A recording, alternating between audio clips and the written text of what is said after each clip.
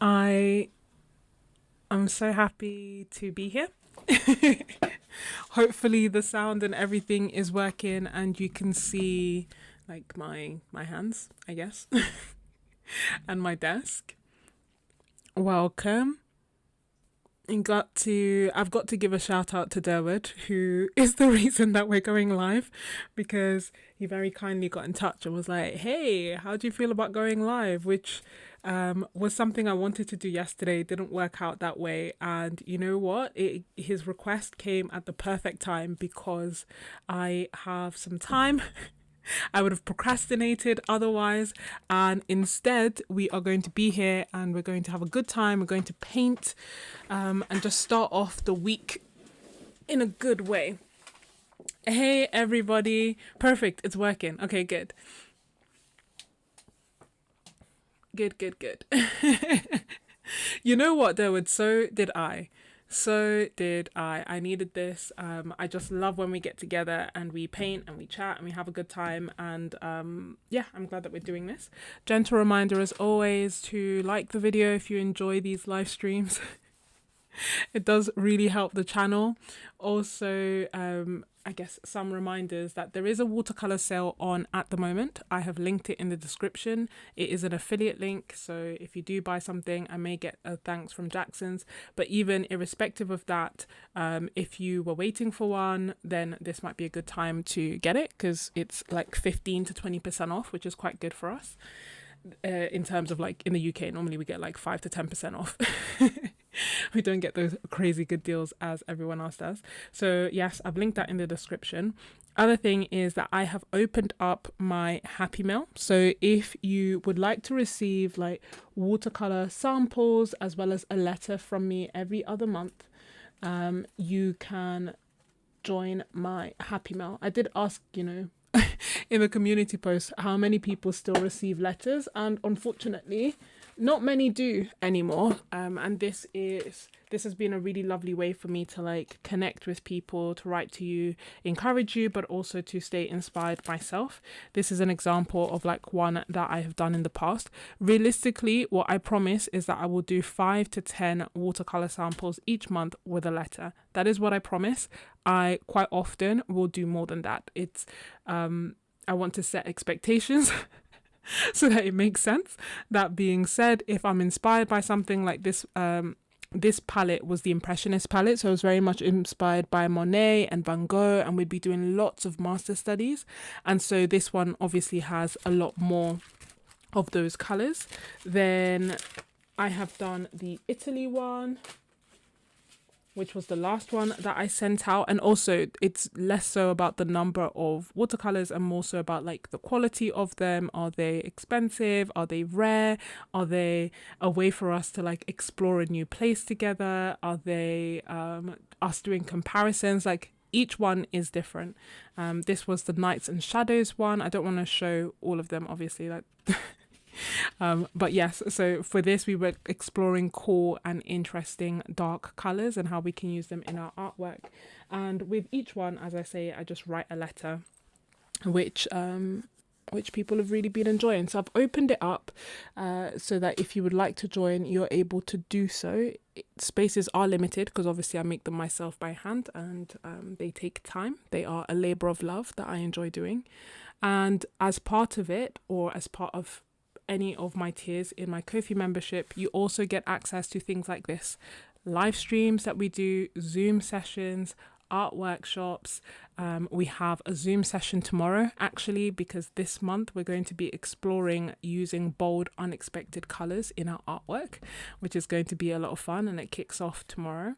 But essentially everything that I am creating, the aim of it is to help you create more basically, to help you enjoy it, to help you create more consistently, to feel like you're part of a community, to get the encouragement that you need.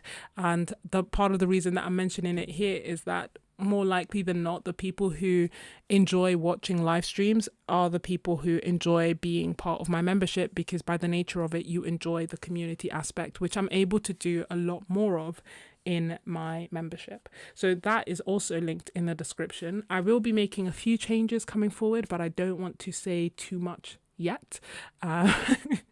But yes, it's all kind of geared towards making sure that it is a nourishing, inspiring place for you. The Happy Mail is open worldwide. Yes, exactly that, Derwood. So it's open worldwide. I do the vast, which is quite interesting. Let me know whereabouts in the world you are at the moment. I'm just curious. Obviously I don't mean street, but just like country, because the vast majority of my members are from the US and Canada. Like the vast majority. The minority is from the UK.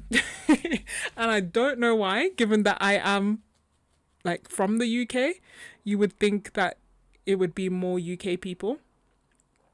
But yeah, it's quite interesting, and I have no idea why that is the case. So yes, I do ship everywhere, but it does take time for Royal Mail to send it to overseas. So sometimes it will be something as quick as 5 days, and sometimes it will be like 3-4 weeks, and I genuinely have no idea. Everything in between, and I ship out every other month, so you have to be a member to get the full Happy Mail. You have to be a member for 2 months, and I ship out on even months. So there's going to be a Happy Mail going out in August, and then the next one will be in October. So if you join in August, you'll receive it in October, but you'll get immediate access to everything else, like the Zoom sessions and the community and the videos and everything else. And it also means, because I know that sometimes when people leave the Happy Mail, they're a bit confused that they then receive a Happy Mail, but that's what happens because you pay in advance. When you leave, you still get the last Happy Mail. I hope that makes sense. Wow, everyone's from all over, but you can see, like, how many people have we had? Anyone from the UK yet? Yes. So, what months again? So yeah. So, the Happy Mail that I'm sending out in August is for people who are members in July and June, and people who join in August will receive it in October. So every even month you get a Happy Mail, or you should, but obviously plus or minus a few weeks depending on Royal Mail. Oh my gosh, Egypt. That's so cool. Canada, USA, US, Alabama, Brazil. Oh my. South Louisiana, Las Vegas. Are you from the UK, Laurie? The UK people are sleeping when I go live. That might be why. Poland, Czech. That is so cool. Oh, you're in the UK. Okay, yes, Vesta. I know you're in the UK. Fair. And Valley Designs, you're in the UK. Okay, you guys are in the minority, as you can see. A lot of the time, and it's not that I mind. I was just surprised that, yeah. I was surprised that was the case. I've got my reference photo up. So those are the main things that I wanted to kind of highlight. Obviously, this live stream is free. What I've started doing with the live streams is moving them over to my membership once they're done, so you can still watch them for free. I just think it might be a bit better than just leaving it completely open for the entire internet to hear me overshare over the period of a few hours. So I move it on my Ko-fi membership, and you'll be able to access it for free. You just go in the Ko-fi shop and select access for all, and then you can see the free live streams. Then hold on, I'm just looking for some tape to tape off my edges.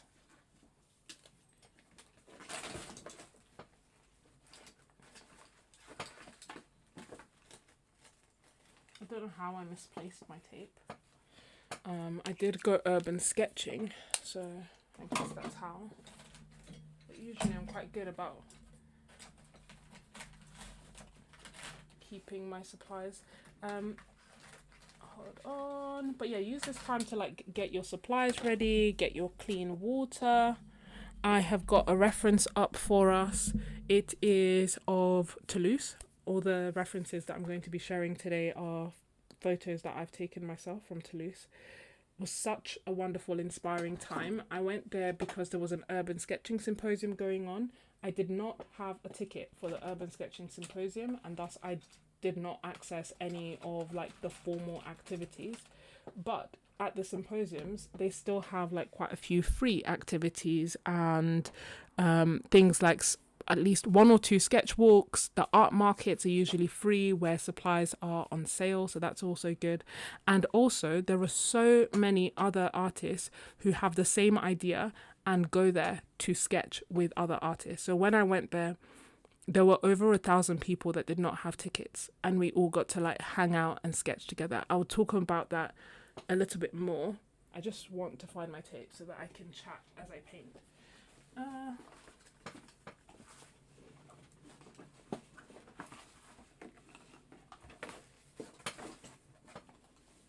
Oh, here it is. Found it. It was in my bag.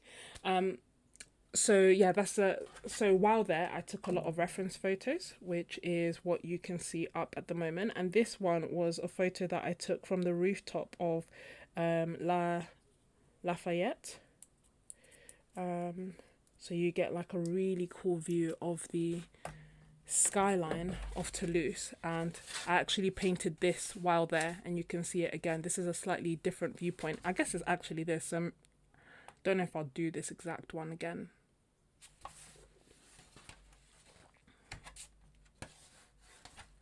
Oh, thank you, Gwen. Yeah, please, if you're enjoying the video, don't forget to hit the like button. It really does help, especially live streams. You know, in a world of short form content, live streams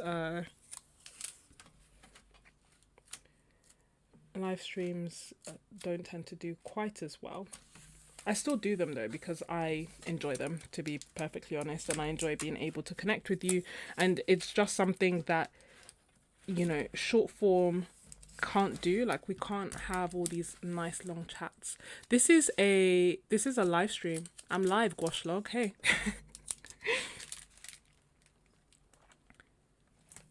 So it means I can chat and reply live. It also, unfortunately, sometimes comes with the limitations of social media, like not social media, limitations of tech is what I want to say. But still, it's okay. We shall persevere. So yeah, the other thing that I obviously wanted to say is that a big reason that I am able to do these live streams and these YouTube videos and everything else that I am creating for free is because of the membership. They allow me to, like, obviously the membership is paid, and as a result of that income, I am able to take more time to dedicate to making videos and doing live streams instead of going to take extra shifts at work. So it does have a direct impact on me. The reason that we're doing this live stream is because a very awesome member was like, hey, can we go live? And I was like, yes, bet, this is exactly what I need. So it does have an impact, and it does make a difference. And yeah, the support goes a long way. If it wasn't for the membership, I would have quit YouTube a long time ago, and that is the God honest truth. And not because I don't value it, not because I don't enjoy it, but just because it takes a lot of time, and it doesn't make as much of an income. And I just want to be transparent about that. I've made videos highlighting how much I make from YouTube, because I think some people think I'm like raking it in, and I wish maybe one day. Maybe one day, but as of at the moment, I get paid £3 to £4 per 1,000 views. You can look at my channel, you can see the videos, and you can get a rough idea of how much I'm basically getting paid, and taking into account that it takes me 20 hours to edit a video. So I'm grateful, basically. I'm grateful for the membership, not just the financial side, but also the inspiration side. Being part of that community is truly so inspiring because they share such wonderful artwork. And also through the membership, we're doing these challenges together, we're exploring things that we're curious about, and it keeps us consistent. which is something that is just beautiful. See, and I have the nicest people, genuinely the nicest people in there. Oh, thank you, Mrs. Z. I miss you guys too. Honestly, I do miss it when I am away. I do. Let us begin, shall we? I actually tried to set a timer. Hold on. Uh-oh. Which I have undone. Part of me is worried that I will accidentally flash my password to everyone on the internet. But yes, I've set a timer, 25 minutes to do this. And my hope is that I will stick to it, kind of, roughly. Not because it's purely just so that I don't get lost in time, because I have work super early tomorrow, so I can't do a super long live stream as much as I may want to, and as much as I may be inclined to. So I need the reminder to tell me, like, babe, you need to keep it going. So let's try this. I want to try this one in a slightly different. I'm trying to think about how to approach it. So how did I do this one? Yeah, I did ink first with that one as well, because that's kind of what I wanted to do for this one, but maybe I'll try it in a slightly different way. So this is the new Urban Sketching Symposium palette by Szmal. I don't know when or if it will be available for sale. What I do know is that 3 out of 4 of the colors are available for sale. That's these 3. So that's indigo greenish, Aquarius violet, and nickel azo gold. I have just finished editing a video where I share a bit more about the colors and the mixtures that you can make from them. So stay tuned for that. Oh, get well soon, Fat Squash. Yeah, don't we all, Laurie? Oh. Monks, it's been, honestly, I remember when you joined and you instantly were just like a nice, wonderful ray of sunshine. Like, you genuinely were. I'm really glad that you joined. So, I want to do this slightly differently, and what I mean by that is I want to try and go in with watercolor first, as opposed to with ink first, which is what I did last time, and we'll see. And I know I said I have 25 minutes. That doesn't mean I'm ending the stream in 25 minutes. It means that I just want to be somewhat conscious of time and maybe move on to another reference in 22 minutes. So if you wanted to paint as well, you can. This sketchbook that I'm using is a Koval sketchbook that has Fabriano Artistico paper, and I've really been enjoying it.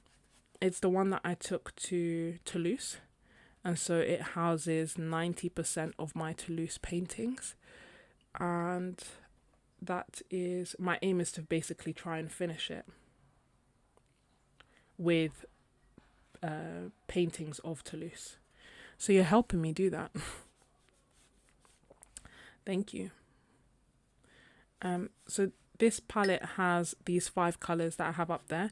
I do also have an ultramarine blue in here, and that's because, as per usual, I ran out of ultramarine blue while I was away and had to buy an extra one. And I added it to the palette. I thought it would be nice. So I'm doing this quite loose, very watery, very loose. And I know that if I want to add more definition later, I can with pen. I also can with mixed media if I want. I just wanted to try and do this a bit differently to how I did it before, you know, especially given that it is the same reference, just slightly different dimension of it. And as I'm looking at it, I'm trying to think of like the overall big shapes that I'm seeing, and that's what I'm blocking in, as opposed to thinking like this is a roof, this is a tree, this is a, you know, building. I'm just like, okay, this is roughly this shape and this color, and this is roughly this shape and this color. I asked you if when you're painting you have a rough idea of what the finished result is going to look like. And I was interested to see that the vast majority of people do. Vast majority also said it never turns out like that, but you have a rough idea of what you're aiming for, which I find interesting because I have no idea. Like, there's no image in my mind at all. I just have what's in front of me in terms of like what the painting looks like as and when I add paint. I don't even really think about like planning it out or anything. And I guess, react and respond to what is in front of me, what I like and what I don't like. And that is how I paint. And I think that sometimes that means that I find it a little bit tricky to like be organized. Like, I wish I could say like, oh, first step is do this, second step is do that, third step is do that. And I think that really and truly, if people wanted me to do that, I could, like, you know, I could design steps, but that's not how I naturally paint. Though I kind of wish that it was, because I feel like that's easier to communicate. You just made your first one. Your first what? Sorry, I'm missing the chat. I will look up and catch up.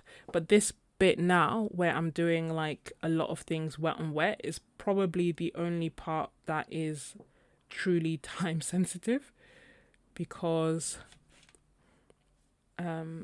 if I take too long, I start getting blooms and hard edges, and I just lose even more control. I mean, there's not much control, as you can see, it's all wet and wet, so how much control could I have really? But it is time sensitive, which is why I am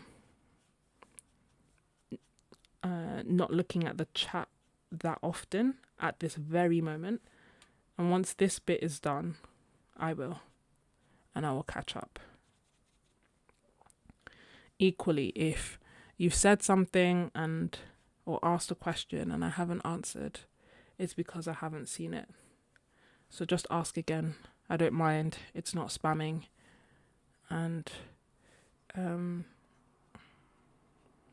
I like your questions. I like answering questions and queries and having discussions. I'm also kind of curious to know if anyone's getting anything from the watercolor sale, or just in general any watercolors that you are enjoying at the moment that you would maybe recommend.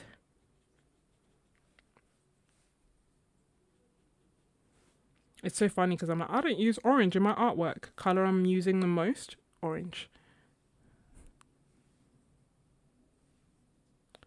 Maybe I will let this dry and see where it goes.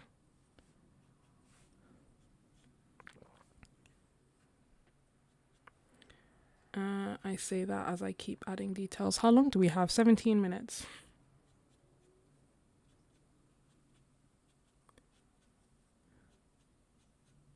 What matters to me more than the time is that I actually like the final painting, so we'll see. But there's something nice about setting a time limit. If anything, I feel like it almost resembles painting, like, you know, urban sketching a little bit more, because sometimes time is of the essence. The sun is moving, the shadows are disappearing or appearing, people are surrounding you, like, and I'm not saying all that in a bad way, I'm just saying that's part of the nature of the beast, and so sometimes you have to be quick.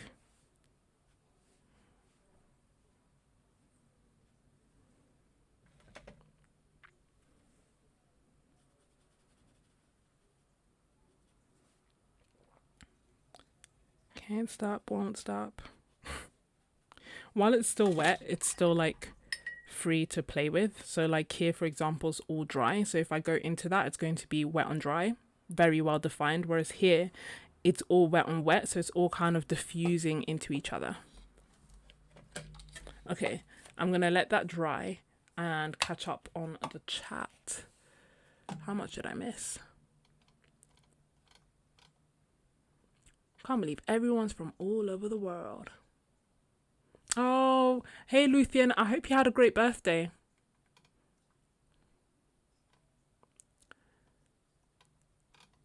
Let me...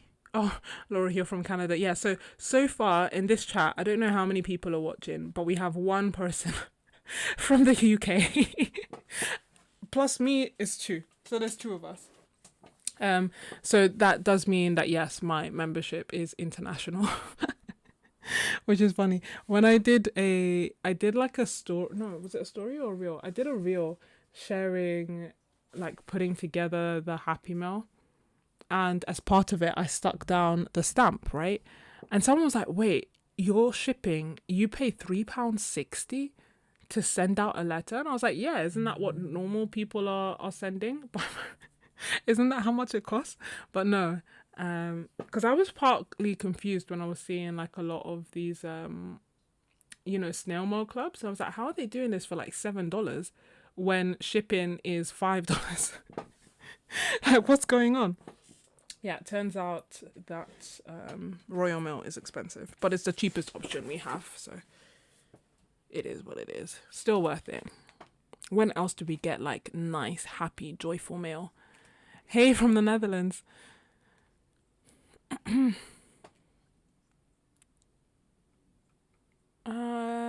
me see.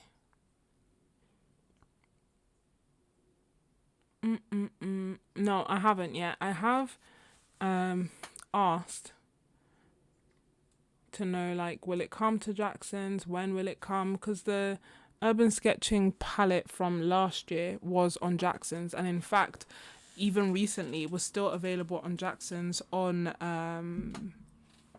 like clearance. So they like dropped the price massively. Now it's no longer available because I guess they did that, I hope, to make space for this one.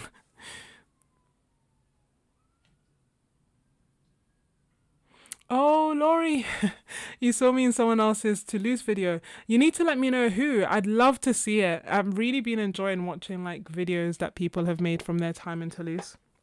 And if it was when I was wearing a yellow dress and under an umbrella, it would have been the first urban sketching. It was the first sketch walk, which was open to everyone. And Toulouse was so hot, like so hot. When I say I was kissing heat stroke, I'm not joking. Like there was definitely the day before that day, I got so hot. I couldn't think, I couldn't eat, it was too hot, too hot. But even with the heat, it was worth it. Like so worth it, so good.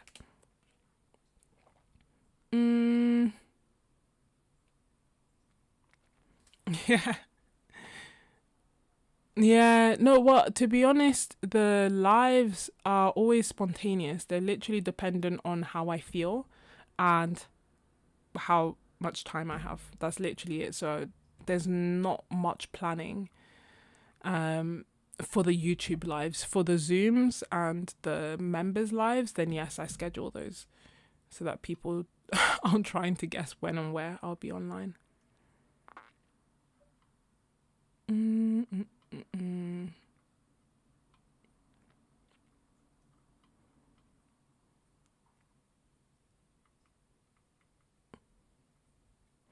Cool. I hope that the rehab is going well, Fat Squash.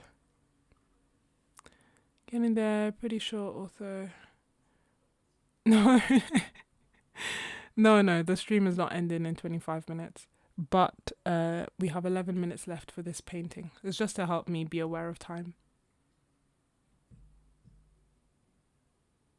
Yeah, it's worth making your own sketchbooks. It's great because you get to pick the paper that you want, the format that you want. It's easier than you think it's going to be.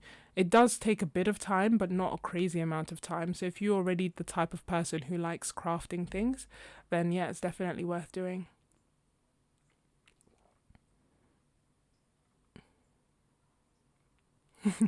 Thank you, Moxis. Use Coptic Stitch. Yeah, what was I using? I wasn't using Coptic Stitch. I was using I don't know what the term is, but I was basically making them like sketchbooks like this. So I was binding them with a thread, and then I was also gluing them.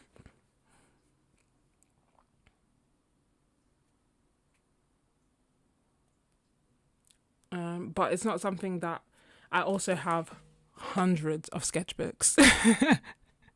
Okay, hundreds is an exaggeration, I hope, but I definitely have over 100 sketchbooks, so I can't justify making them at the moment. I just need to use the ones that I have, which is great. It's actually been very motivating. I don't recommend necessarily building this, so getting so many and then like working through them, but it's a great way to keep me motivated and keep me painting, especially because a lot of the ones that I have are not even like my favorite sketchbooks. A lot of them are like cellulose sketchbooks or sketchbooks that I bought when I was starting off my art journey before I really knew what I enjoyed.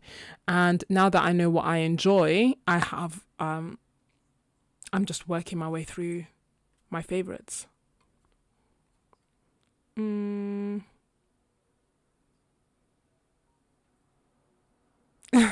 it. I don't know what they're doing. I never really understood what is available and what is not. Might be tempted by some gouache, aren't we all?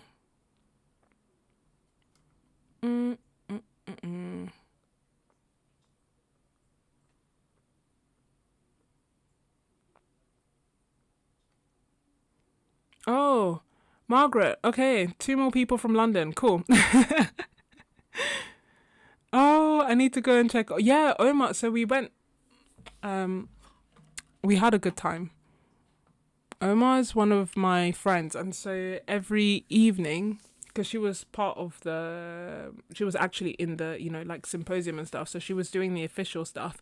But every evening, we'd meet up and paint together with Vesta as well, and it was just a lot of fun. And it's funny because she'd say that she'd normally be in bed, but she'd message me, and without fail, I'd be like, "Let's go sketch."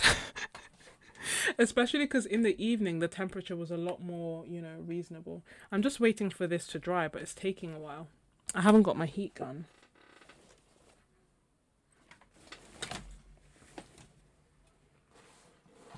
I don't know where I put it. I suspect it might be... Yeah, I don't want to start looking for it. So I'll just have to be patient. This is why sometimes I do two paintings at the same time. Maybe we'll have to do that actually, because I don't... this is at that point where it's not fully dry. And so if I go and I paint over it, I will lift the paint underneath and I will create blooms. All because I'm being impatient, and then I will have to dedicate time to trying to reverse that.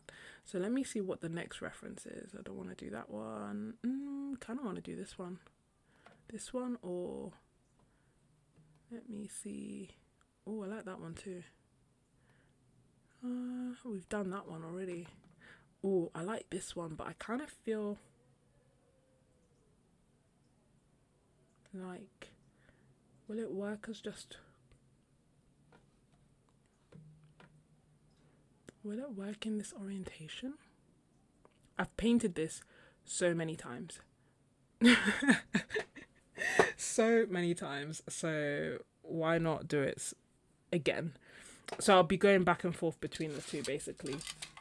Giving myself time to let this dry. Please, if you want to, if you are also painting along, remember that you can take a screenshot of the reference photo so that you can have it to hand as I go back and forth. This folder that I have created has 112 photos, and it's going to go in random order, so I will not be able to share the references. I'm putting it out there.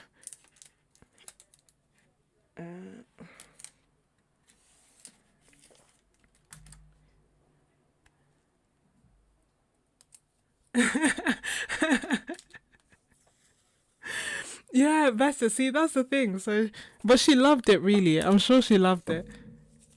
Because like it was nice temperature, great people, and we'd get to like chat and paint.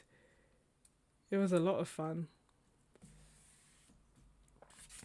If any, like part of me kind of wishes like when I was in Poznan, it was a bit different. Like how do I say this?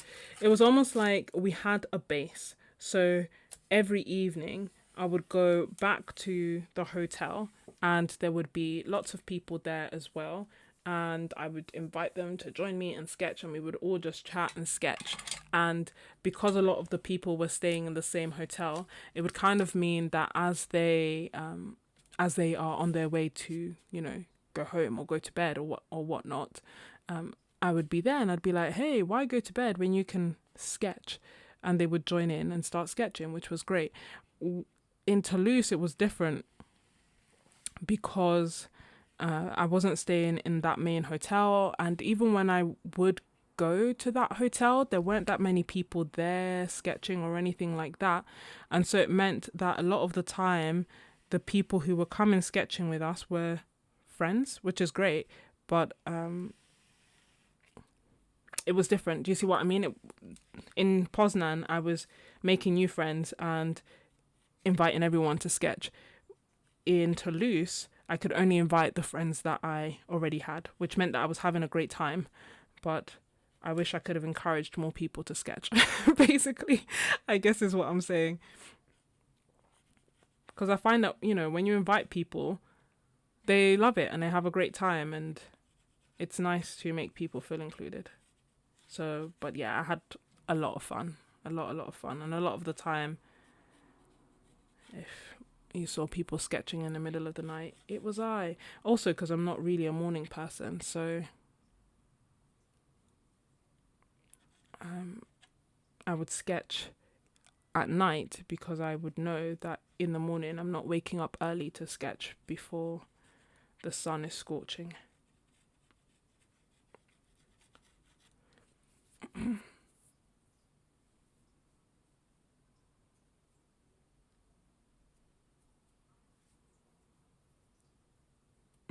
She so loved it. No, I'm glad. I hope you loved it too. It was so good. So good. It's funny actually because 2 days ago I randomly went to London and I went to the National Gallery, which was great. And while there, I saw an artist sketching. And I went to her and I was like, oh my gosh, like your art looks so cool. She turned around to thank me. And then we realized that we're friends from Urban Sketching. Urban Sketching London. I was like, oh my gosh, Faye, it's you. She was like, yeah, it's you. And it was nice because we were also in Toulouse together. And she was saying, oh, you know, she kept seeing me sketching at midnight. She'd be going back to go to bed, and actually on this very bridge in the middle of the night, she saw us sketching and said hi.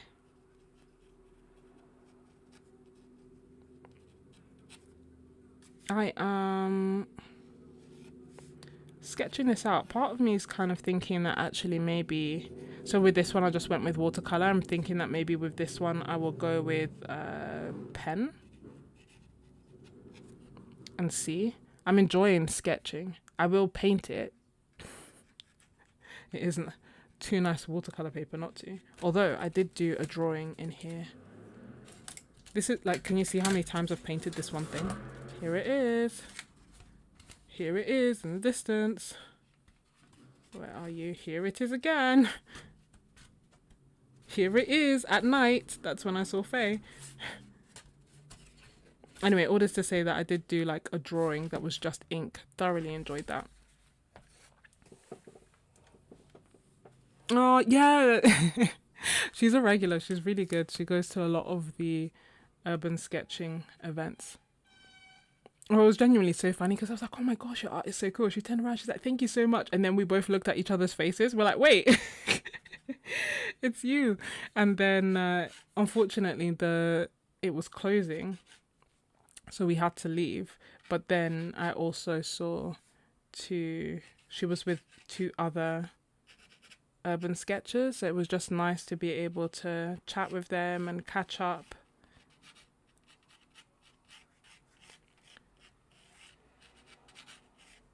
Compare notes. Are we going? The next one is going to be in Toronto. So we were just discussing, will we go? Will we not go? If we don't go, what will we do instead? What did we enjoy? It was fun. It was nice. And it, like, London is massive, so it's quite rare for me to actually meet people that I know.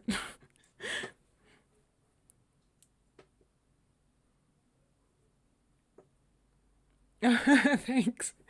It's amazing how relaxed I am while I'm sketching and can never just sketch and chat. I think I oh, that's the 25 minutes. I'm going to repeat it again. Um why can I do that? I don't know. I think I find it relaxing. I find it relaxing chatting and sketching with you. I think that's the crux of it. And it's funny because when I started doing live streams, I had told myself, I'd set myself a target where I would see how it would feel for me for 3 live streams. My aim was to do 3 live streams and then I could quit. And then and then I did it and I really enjoyed it. Like, obviously, the first one was quite hard. Like, all of them were tricky in terms of the fact that there's like tech issues, and even outside of that, I'm not fully concentrating on my painting. So, you know, I think that maybe, I don't know, I keep thinking, I think that the paintings that I do by myself watching TV are my best paintings. But then I also haven't done that in months, maybe even longer. So, and I like a lot of my paintings. So I'm thinking, is it really the best paintings that I do, or have I changed? I don't know. So many questions. Anyway, let us add some line. I'm gonna make this a bit smaller. Or maybe I'll leave it the same size and I'll just scoot over.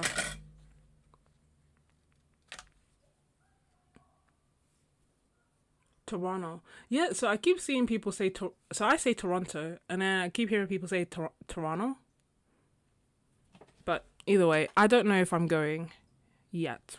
I don't know. And to be honest, I didn't know if I was going to Toulouse either until the very last minute. So planning that far ahead is tricky. I don't know, because I think it will be it's gonna be expensive. The flights alone will be expensive, and then by the time you add hotel and everything, it does add up. So I don't know. I know that I'm not going to Oslo because I am doing my Italian art retreat at the same time.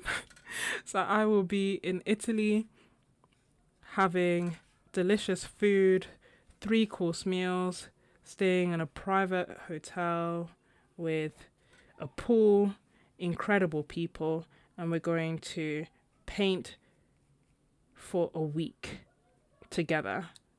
I'll be able to teach, do demos, explore color palettes, eat. Did I say eat? Because I meant eat. And then also have no chores, no responsibilities, eat food that you haven't cooked, not do any cleanup after. Oh, I cannot wait. So yeah, so that's what I will be doing. I will not be in Oslo. But Toronto, I don't know. Maybe, I don't know. My first instinct when I saw it was like, no, I'm not going. And that was part of the reason why I went to Toulouse, because realistically, I knew the next one would not be in Europe again. It's the second one they've done in Europe in 2 years. And Urban Sketches is all over the world, so 3 times in a row would have been a bit odd. So that's why I was like, okay, let me at least go to Toulouse, so that if the next one is too far or too expensive for me to go, at least I've gone this year. That's what tipped me to going. I keep saying this, I did not have a ticket when I went. So I didn't go to the workshops or the official things. So I don't know what that's like. I did ask them if I could record parts of that so that I would be able to share it. They said no unless I was an official correspondent. I didn't want to be an official correspondent because I actually want to sketch rather than spend the entire time recording. So I can only share my experience as someone who went to Toulouse without a ticket and still had an amazing time.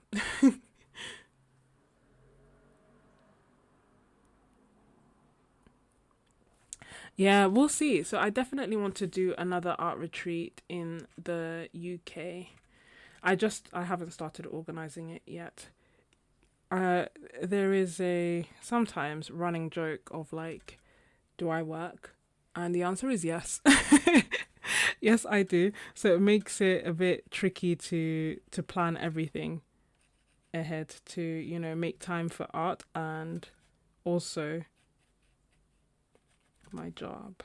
So I haven't finalized anything for the UK one as of yet, but also the prices of this year will not be repeated moving forward. I just made them a lot lower because I it was the first one and I wanted to give it as a thank you to everyone who came. And so and then and then the first one sold out expeditiously, sold out very quickly. And so I kind of felt bad that I'd said on YouTube that, oh, I'm going to release this art retreat and I'm going to do it for, this great price and so on and so forth. And then I didn't release it because it sold out. And so that's why I did the second one as a bonus.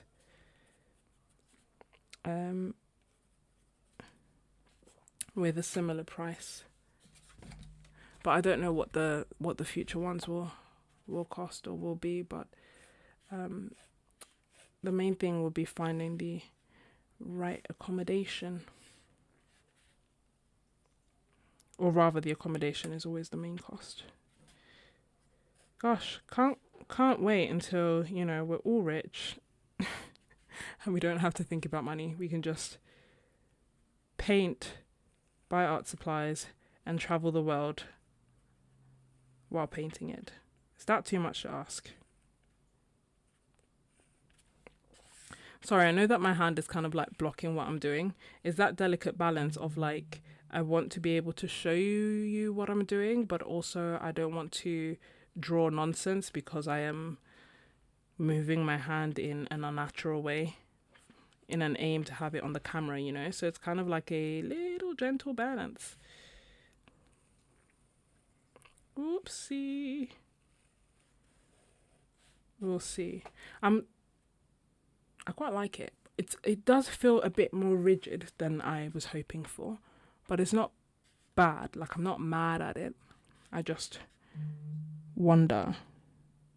Charging on hold. My phone's overheating.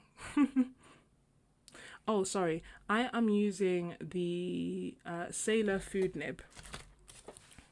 So it has a bent nib, which means that I can do really thin lines and really thick lines with the same pen. I have it. It's by Sailor. It's Sailor Food, FUDE. And then I bought a separate converter, which apparently is empty. I'm struggling for ink, you'd never guess. But anyway, this converter means that I can put whatever ink I want inside it. And I put the carbon black ink inside, which is currently in the other room. So when this finishes, it finishes. But yeah, if you have a question and I missed it, please feel free to ask again. It helps if you put question in caps, then I know that it's a question and I'll be extra diligent. Sometimes the chat moves quite quick, so it's hard for me to catch up. Also, if you're writing to me and you either tag me or write sketches in caps, then I can see it.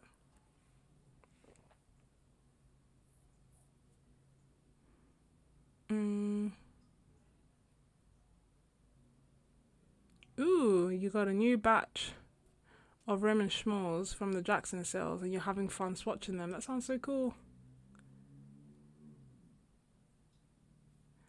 Yeah, exactly. As Wildflower says, which ones?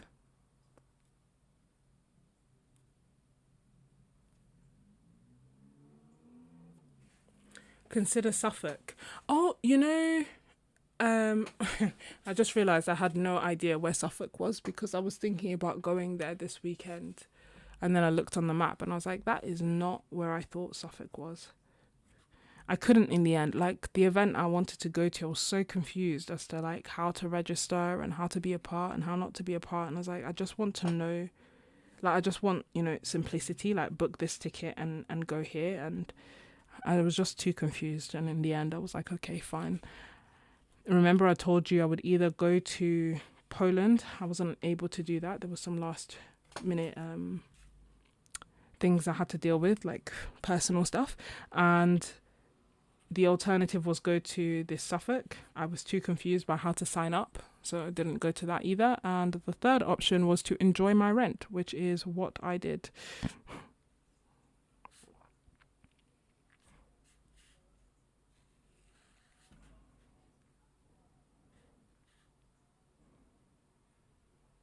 Good morning. Do I mean like this cap question? No, I mean like if you put see what you did there. No, I mean if you put it in caps lock, then I will know that there's a question for me and I will not miss it. Although the caps did catch my attention, like the physical caps.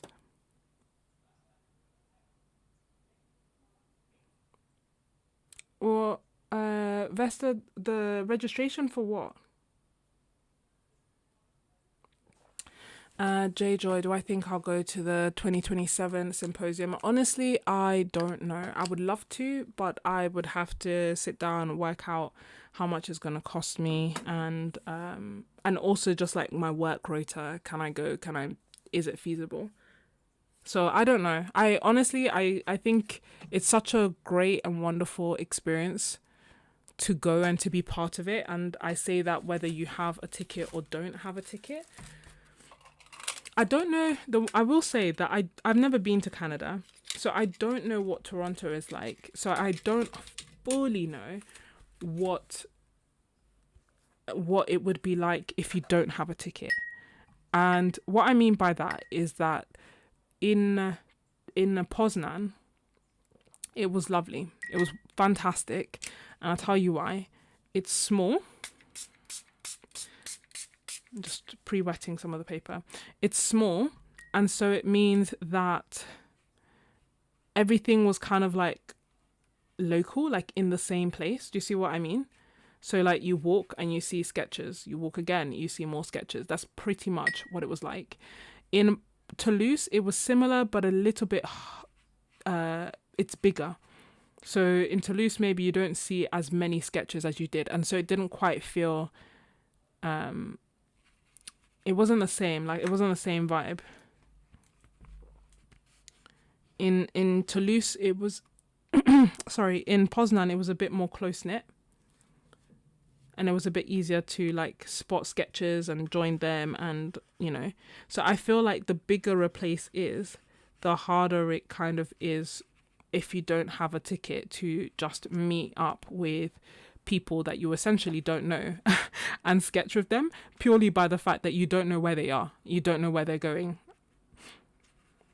So it was a bit harder. So I don't know if Toronto is like massive like the US, in which case I don't know how you find Sketches other than like hope for the best that they're all kind of centrally located kind of thing. Or is it like, does it have like a central area that's actually quite small and thus it would be easy to find people? That I don't know.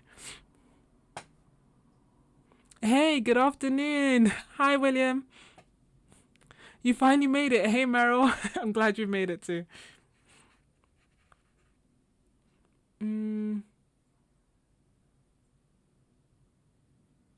Oh my. Toronto is big. Yeah, so I don't know. what an impact that will have as well, because I thought it would be big, obviously, but so I don't know. So I was wondering if people without tickets would thus bother to go, or if they would think, actually it's too big. But someone was saying that there's obviously a massive community of urban sketchers in the US, and a lot of them have probably not been able to go to the symposium in Europe, and they would make the most of the symposium in Canada. And some of them, not all of them, can get tickets. So they're kind of saying that, okay, maybe they would probably not have tickets, and so there would be kind of a community, and it might take a bit more effort to organize, but there would be people who don't have tickets who will still go. I don't know, is my my feeling. So in conclusion, I don't know. I didn't know if I was going to Toulouse until like I think a week or two beforehand. I don't know if I'm going to Canada, and I suspect I won't know until it's a lot closer to the time. We'll see. I do think it's a wonderful experience anyway, so if you have the opportunity to go, I do think it's worth going.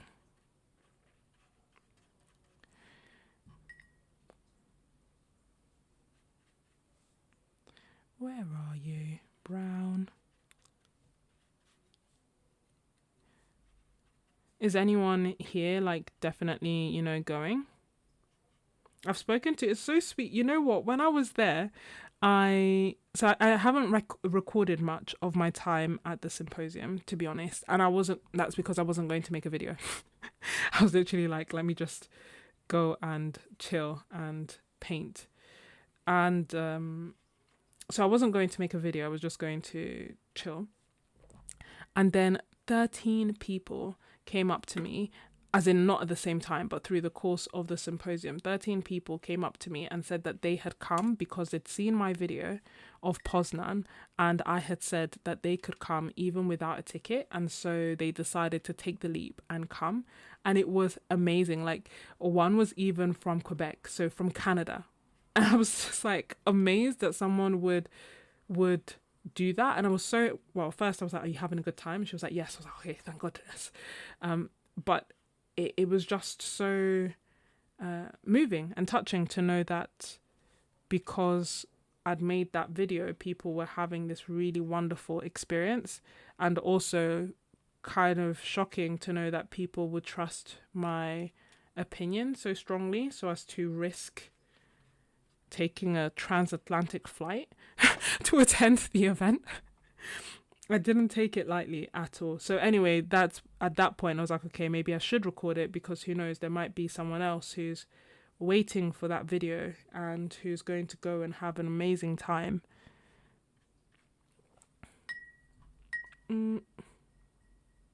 Ooh, that's gonna be good. Santa Fe with Sarah Burns. Derwood, you're definitely going. Oh, that's so cool.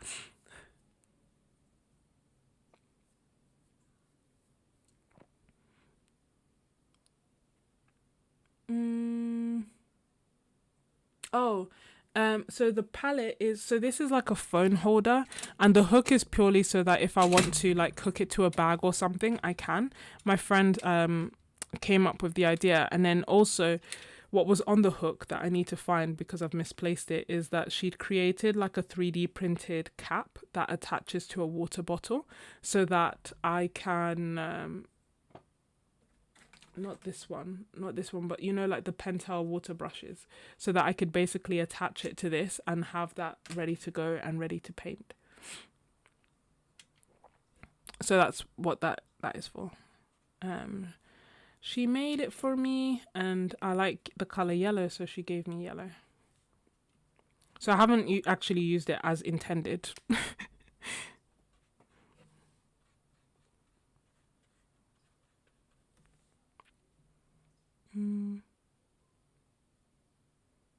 Michelle, you're going to start hosting all of us. Be careful.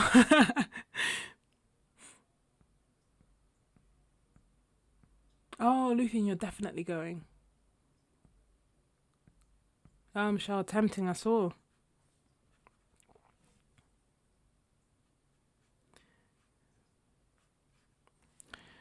We'll see. I think it's gonna be fun.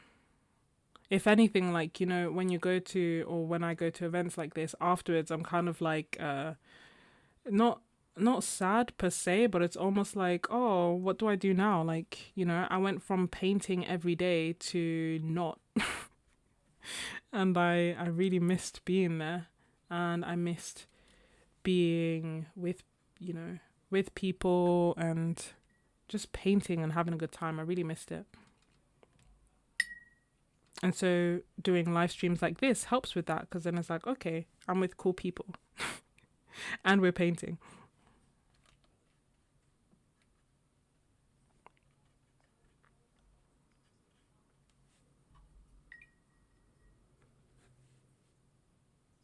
Mm, yeah, it would be. Part of me wonders if they'll do it in London. I don't know. The other part of me thinks that it might be that same issue that I mentioned, where London is massive, absolutely massive. And although I think they could like focus it on central London, do you know what I mean? But then also London is expensive.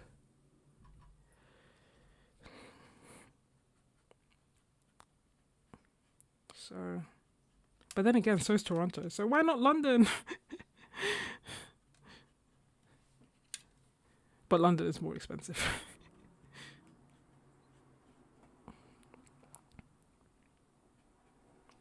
We'll see. And as I say, I don't know what it's like to have the pass. What I do know is that they have a pretty awesome goodie bag. And obviously I have a thing for goodie bags. You may have seen the one that I gave to people who came to my very first art retreat. And by that I mean retreat 1 and 2.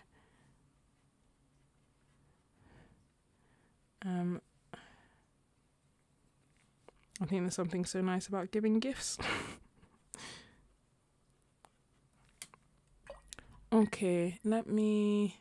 Yeah, London is huge. That's the thing. It would have to be like, because I was talking about it with Faye and Youe and Yushan, who are the artists that I saw at the National Gallery, and we were kind of trying to like troubleshoot it. We're like, well, I guess if it was like concentrated in an area in London, do you know what I mean? So you would have to tell people not London, because like say for example I live in London, but to get from my London to my family's London is 2 hours.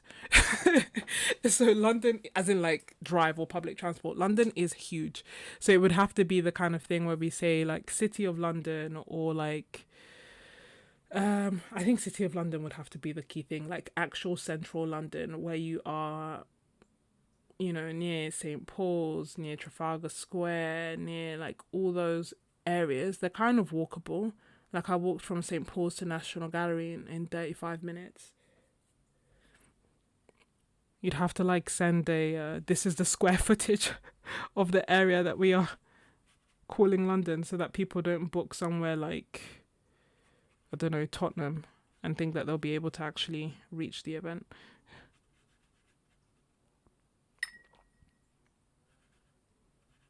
I'm enjoying this. How long do we have left? 2 minutes. Oh my gosh.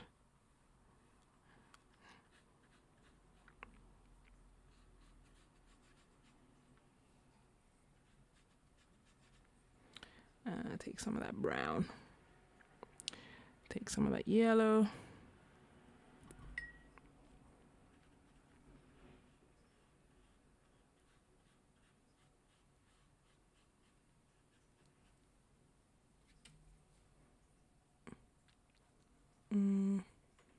Oh, thank you.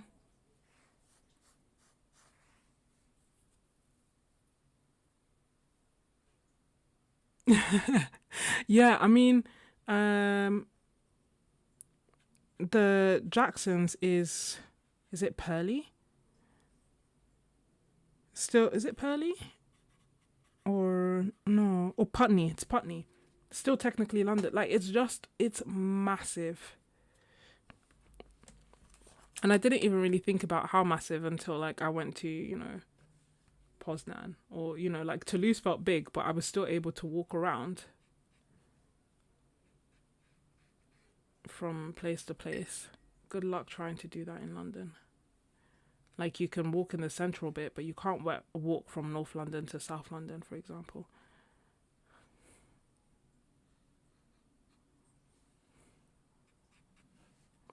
But still, there's so much to sketch here. Old, new, lots of people.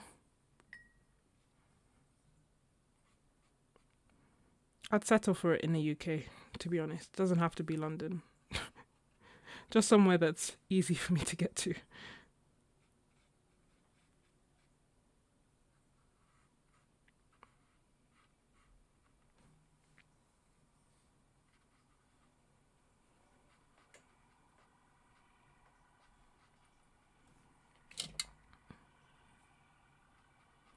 Hold on a second, I'll look at the comments.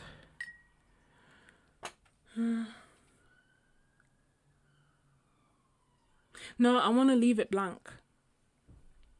That is intentional. I don't know why, but I do.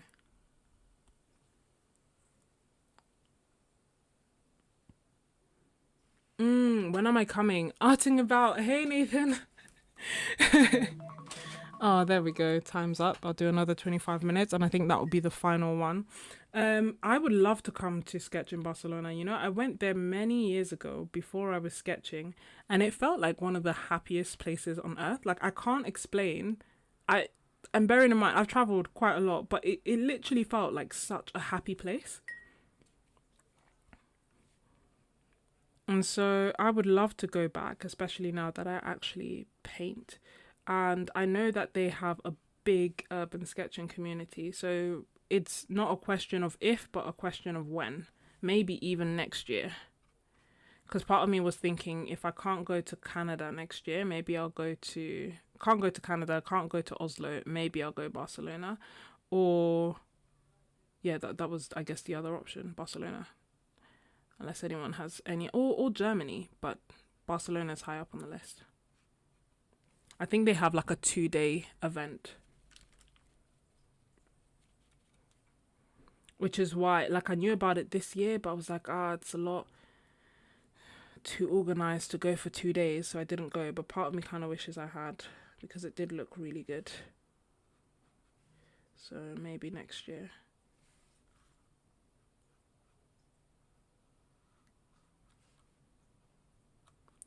So many inspiring things to do, so little time.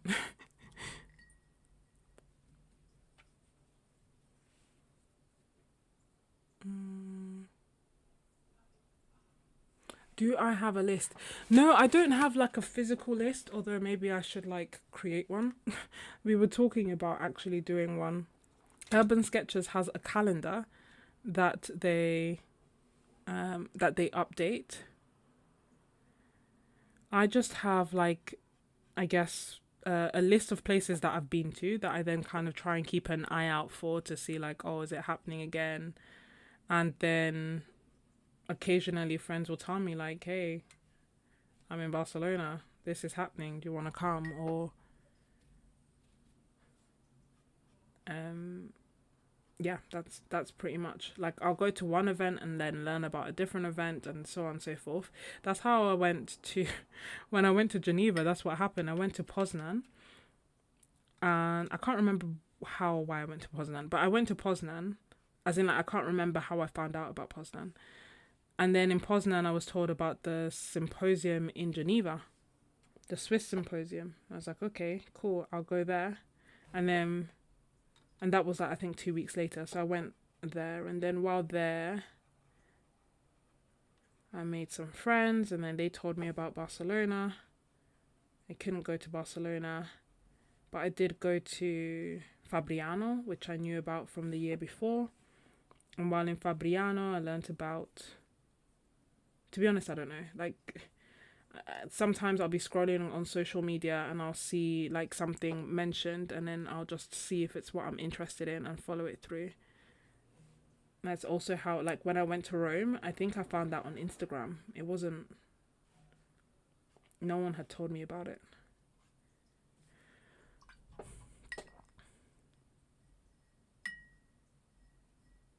What is the cost of the ticket to Sketcherfest? I don't know. Nathan, do you know? I feel like it was something like you could go for free to attend the, and don't quote me on this, but I think it was like you could go for free to attend the like sketch walks and things. But if you wanted to go to the workshops, you had to pay for that. And I think the workshops weren't, I don't think they were crazy. I think they were like maybe £50 or something per workshop. It was, I know it was cheaper than the symposium, but I cannot remember how much it was.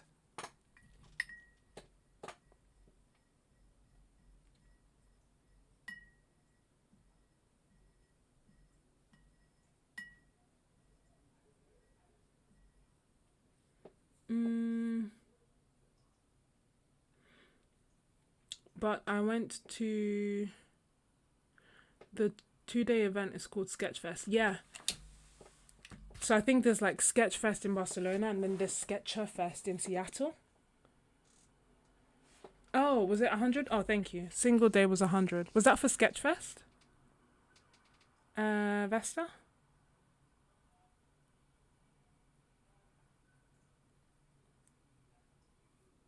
Yes, exactly that. We just both went to.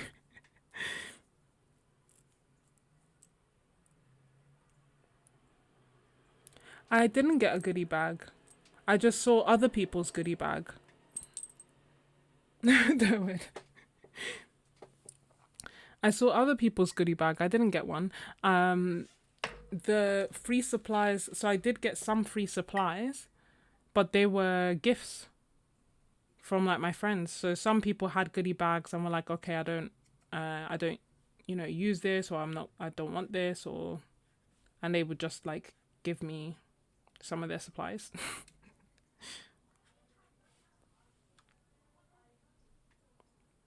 Oh yeah. So the Suffolk one, I genuinely gave up. I did not understand what was going on. And by the time that I feel like I understood, the workshops that I wanted to do were all sold out. Did you go like I was so confused. I even called them. I was like, I just don't understand what is happening. I feel like I don't feel stupid often, but I literally was like, I just don't get it. What do I need to do to come to this event? Like, that's all I want to know.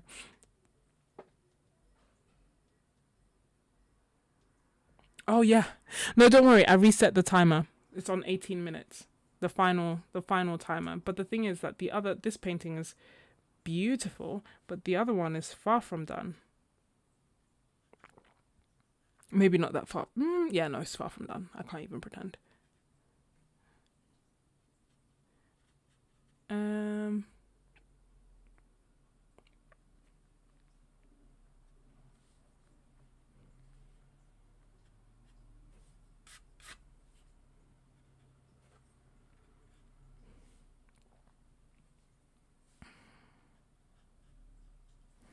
Yeah, so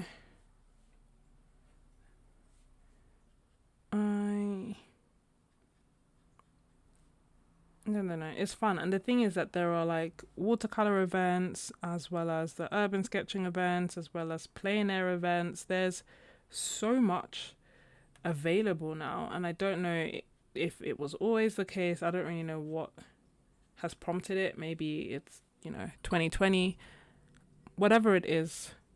I'm glad that we have all these cool events to go to. I don't actually know. I don't have anything else planned for the rest of the year, which is kind of sad.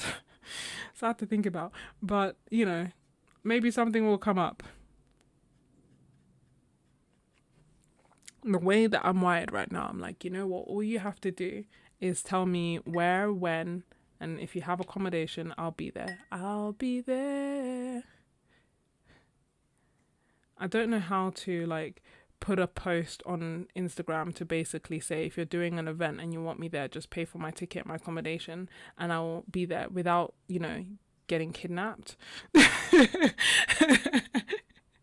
Like when I went to Rome, I wanted to go urban sketching, and I was looking for the Rome Urban Sketchers group, and I think they're like setting one up. But in my head, I was thinking like, obviously there would be a Rome group, because Rome, I mean, it must be one of the best places to do urban sketching, no?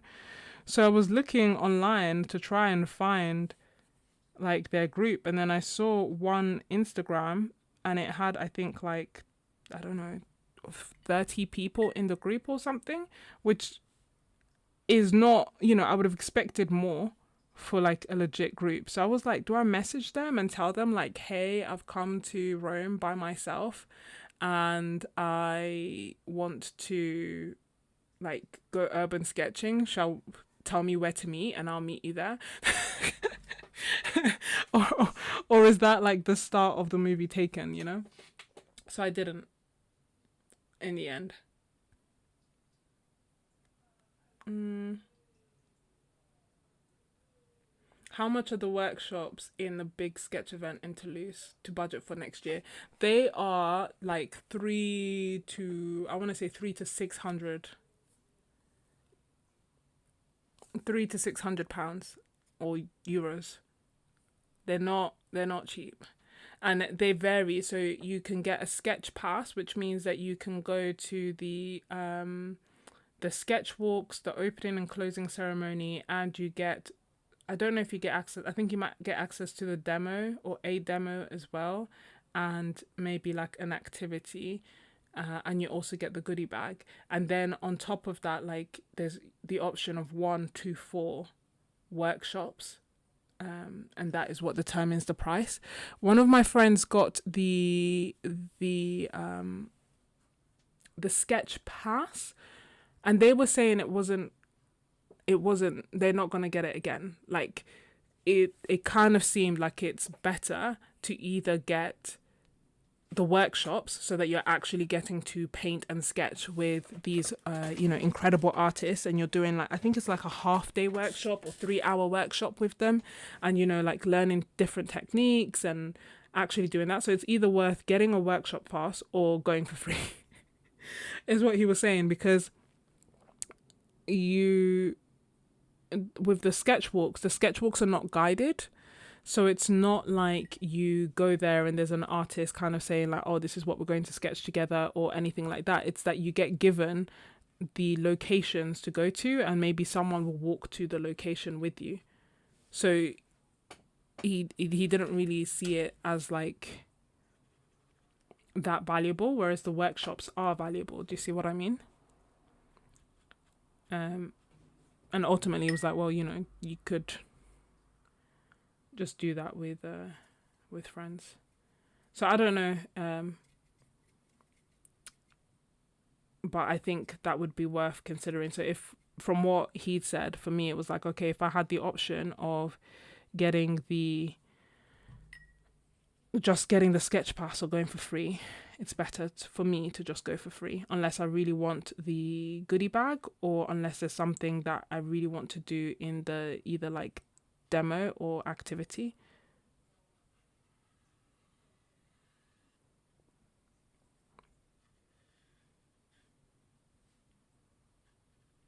Mm.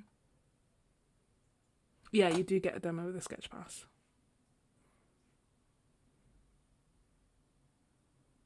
Oh, thank you, Art and About.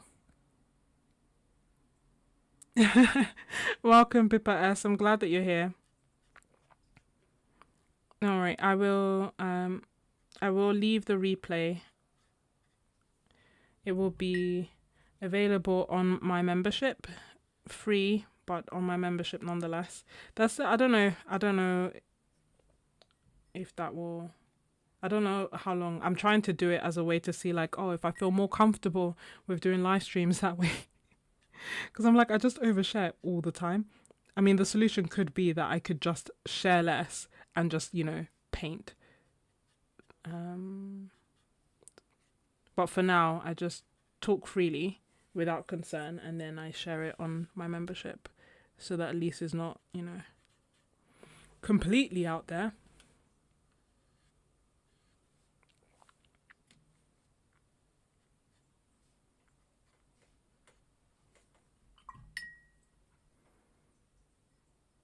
Oh, you can buy a ticket to go to the closing ceremonies. Yes, they're enough. You don't have to buy a ticket to go to the art fair. So to go at least not for the Poznan one and not for the Poznan one and not for the Toulouse one. When I went to Geneva, you did need a pass to go to the art market, but the others didn't. So I don't know if that's a Swiss thing or just theirs. So it's worth checking. But yeah, that was one of the things that's free. So if you don't have a ticket, what you get is nothing. No, what you get is they're not organizing things for you per se, but you still get access to one sketch walk, or at least this time in Toulouse, you got access to one sketch walk that was free and open to everybody. No, two. The first one and the last one. You get to be part of the big family photo where all the sketches come together and do like a big throwdown, and you get access to the art market with excellent prices.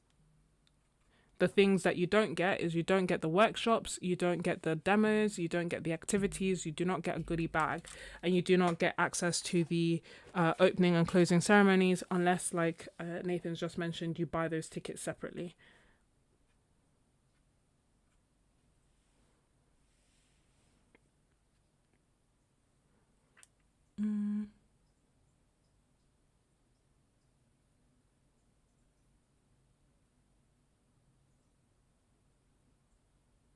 Oh, ooh.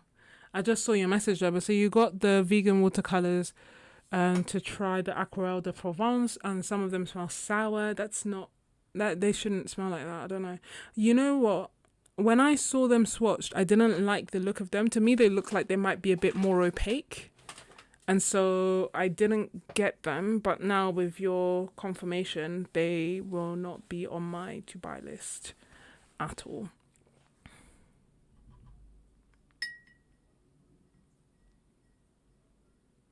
Yes, Tara, travel more. Are they? Do you think that they are that they've gone off their word and that's why? Because they shouldn't smell, even if they are opaque.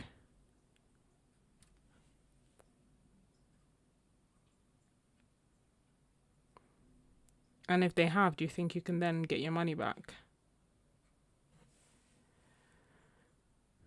They are weak or opaque. Yeah, that was my concern. I've really tried to like be, I don't like to, if I'm seeing like a color, like if I'm seeing paints and stuff, I'm trying to look and see what they look like versus what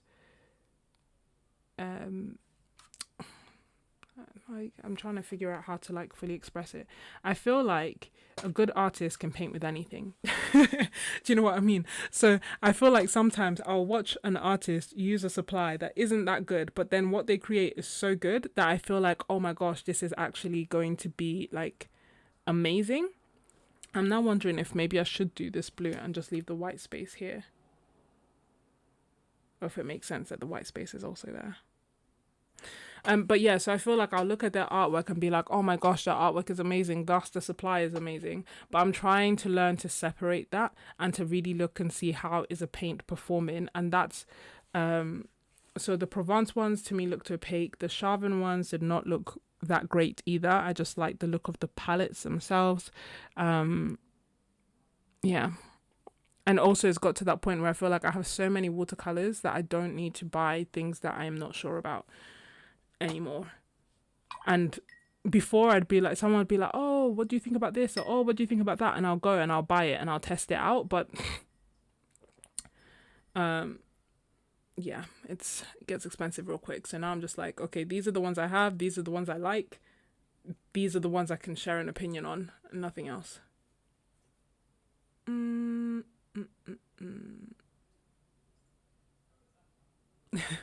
Good night. Good night, Nathan.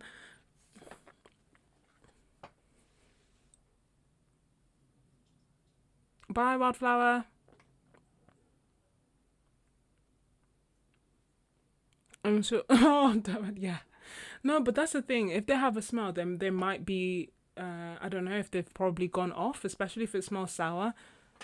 because I can't think of what they would have added to their paints that would give that smell naturally. Like, you know, it's not like they're smelling of rosemary or clove bud oil or something that would be like an antifungal. Pippa, I would love to. Honestly, it's funny because my sister was asking me about that just 2 days ago. When am I going to do that? And it is still my aim to do that, to release a book that has like my artwork. I'm trying to get the tonal values right. To release a book that has my artwork that literally feels like flipping through my sketchbook. I don't know when I will do that, purely because I'm not, I don't know, organized. But it's the kind of book I would love to do, in honesty, because I also want it for myself. Like I would love to have all my artwork in one place and be able to like look through it and be inspired by it. I'm going to switch back to the other reference. What do we feel about? Do I add? I don't know. Part of me is like maybe add blue and complete it. And the other part of me is that actually it's quite nice that it's white here and here. It's so funny because it's probably like such a minuscule difference to the painting. But I'm going to paint it blue. I'm going to pre-wet the page. Went too far. I'm going to pre-wet this part so that when I drop the watercolor, it can be a bit more diffuse and not super... Look at me. Just a little bit, you know, diffuse. There we go. Gentle background. Oh, of course you can, J-Joy. And also I appreciate you doing caps when you're asking questions. It makes it so much easier for me to see. I am using my Koval sketchbook, which is made by Tomáš Koval by hand. It is sketchbook 5390, which to me is insane. And it's a sketchbook I bought at last year's Urban Sketching Symposium. And it has 100% cotton Fabriano Artistico paper. That is 300 GSM, I want to say. I actually need to double check. I think it's 300. I started it in Toulouse and I created 24 paintings in 7 days. And it is my aim to complete the rest of this sketchbook with Toulouse paintings as well, to commemorate such a wonderful time. And the last page here is full of some of the stickers that I got from the artists that I met while I was sketching, which is wonderful. Now the page quickly became full, and I obviously didn't want to like use up my entire sketchbook for stickers. Imagine. So what I did was I have that page for that, which is wonderful, but then I also took this is my sticker, you see. So I also took this sketchbook, which is like one of the cheap Jackson sketchbooks that used to be 30p, now it's 50p. Anyway, what I did is I started sticking people's stickers in here too. So in here and in here and here. So Nathan, that was just in a chat arting about, that's him. We met in person, but I was so hot I didn't even realize like that it was him. He was like, oh, he was trying to scan the QR code of my YouTube channel from my bag because I had it like hanging on my bag, and it was hot, and it was when we were doing the throwdown, and I was just like, yeah, sure, that's cool. And then he gave me a sticker, I gave him a sticker, and I don't even think I gave him a sticker because my bag was like with some people a bit further away. So anyway, that's how we met. And then afterwards, I was like, he looks really familiar. I wonder why. And then it hit me. I watched his YouTube channel. Anyway, so I have stuck stickers here, as you can see. And what I have also done is I asked the people that I was meeting to like write a little note for me inside my sketchbook, write something that they wish they knew about urban sketching or why they did it, or a tip, or just any like nice note. And yeah, this is so special for that reason. So I have, I think, this page left, and this. I do still have some stickers.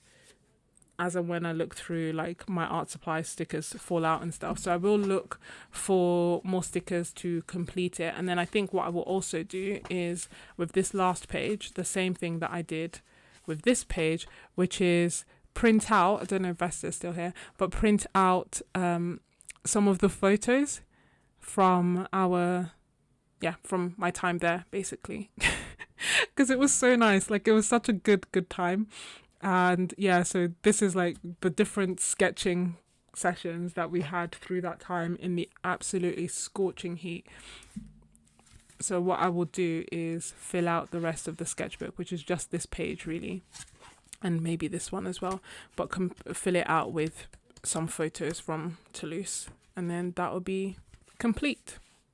So it starts with my sticker and ends with my sticker. And I've sent out this sticker as, have I? Yes, I sent this one out as Happy Mail. Sent this one out as part of the Happy Mail that went out in June. Which I love because it's a sticker. Sorry for all the all the side tangents. I told my sister today that I have tangential thinking. She was like, what? And I was like, yeah, like I just have so many tangents. From one thought leads to another, leads to another, leads to another. And then they do eventually all come back to the same place, but we go on a merry-go-round in the interim. So I'm going to reset 25 minutes again. The last 25 minutes, I promise. Because I actually need to go to bed. Maybe I'll make it 22 minutes. 21 minutes. But yeah, so this is the original. Gouache on wood. And this is the sticker.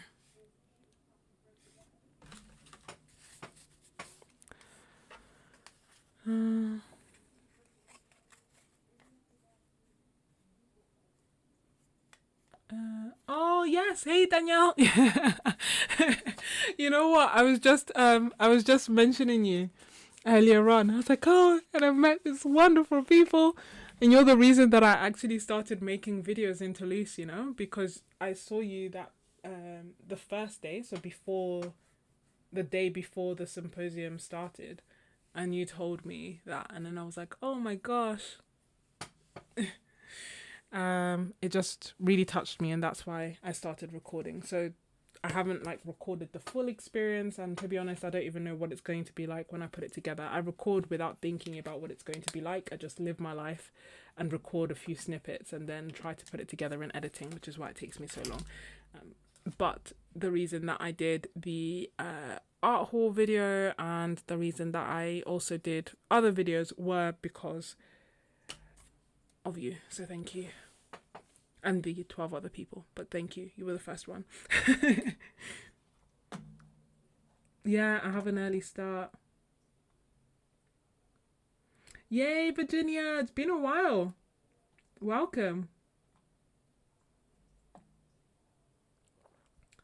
Oh, Esther, you love that I've had the photos printed. You know what I have? It's crazy because I actually brought it with me to Toulouse. I just didn't print anything. But I have like one of these, it's like a little portable printer. So it prints out photos this size. And it's nice.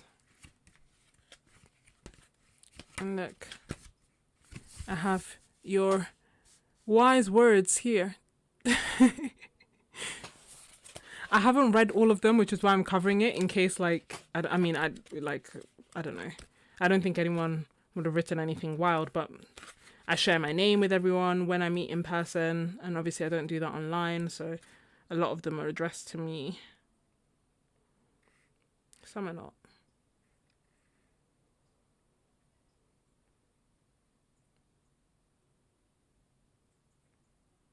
Yeah, like these are cute.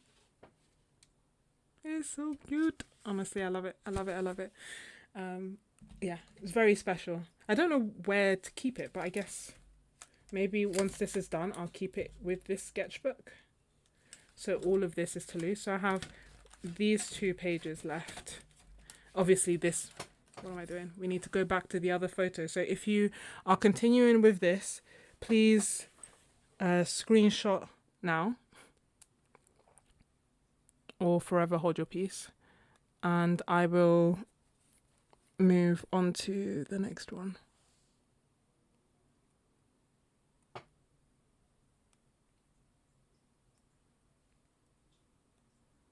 Oh, good. I'm glad that you're loving your new printer.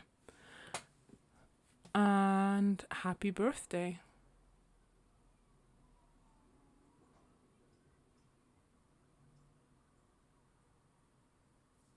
No, I think that they have some activities. So they have the two sketch walks and the what do you call it? The art market.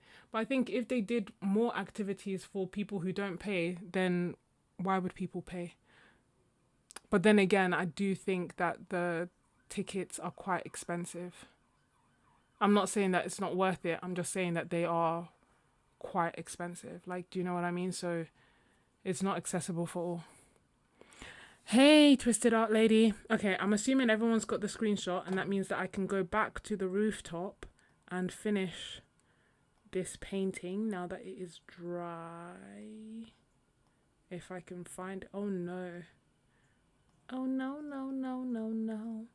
That's the thing with it being random.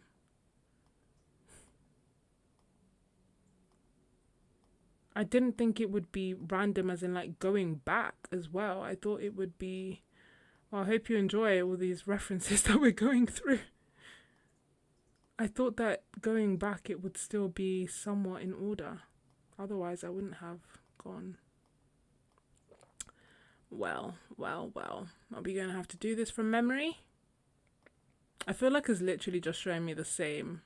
Oh! Here we go. 11. I don't think it's quite exact the same one, but it's good enough.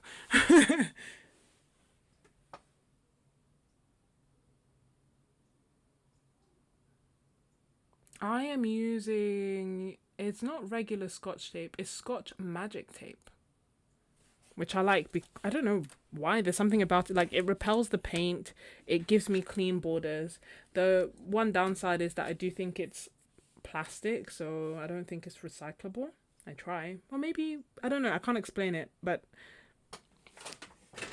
I like it. It's Scotch Magic tape, the green one, because I feel like they have different types. Time to paint from memory. Yeah. That's honestly where it was going. I think it's if it's not the same one, it's very very similar. I think it's probably the same one. Mm. Bye, Virginia. It's good to see you.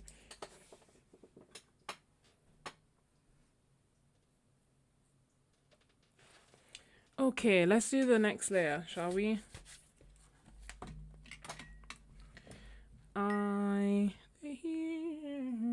So with this one, I was actually doing it with this limited palette. So I hadn't really introduced many colors. What is a bit annoying is that a part of me wants to just do it again, wet on wet. I'm like, oh no, it will take me so long. I have to wait for it to dry again. But the heart wants what the heart wants, and for reasons unknown, apparently that is wet on wet right now. So I'm painting with a wet brush on a dry painting, and then I'm dropping the paint within it, if that makes sense. So it's kind of like in between wet on wet and wet and dry, where I'm having a bit more control because like this is wet on dry, and then when I'm dropping the paint inside it, I have less control.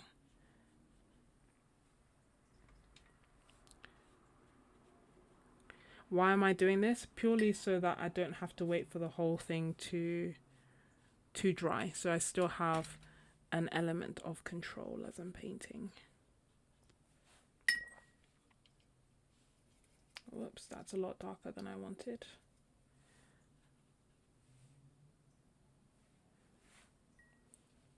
And I'm like looking to like get rough shapes, but I'm not trying to be like, okay, that's this roof, that's that roof, that's, do you see what I mean? Like I'm just painting and I just want to communicate the rough idea of like there are roofs. The roof, sorry.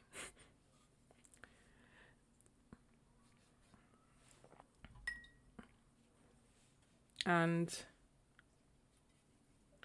I am aware of the fact that there is like something here in the middle equally. it's gonna be very dark, so I think I'm okay to like do this. Ideally, if I had just like sketched it in, that would have been better than painting like this.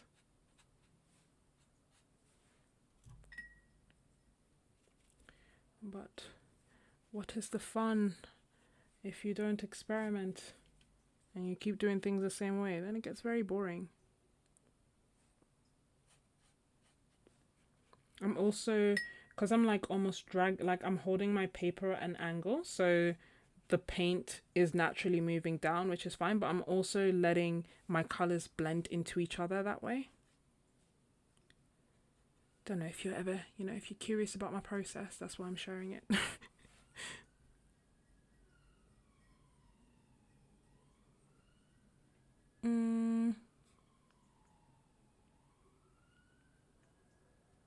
Yeah, Delwood, that's a good shout to spray it. Oh, Vali, I'm so glad.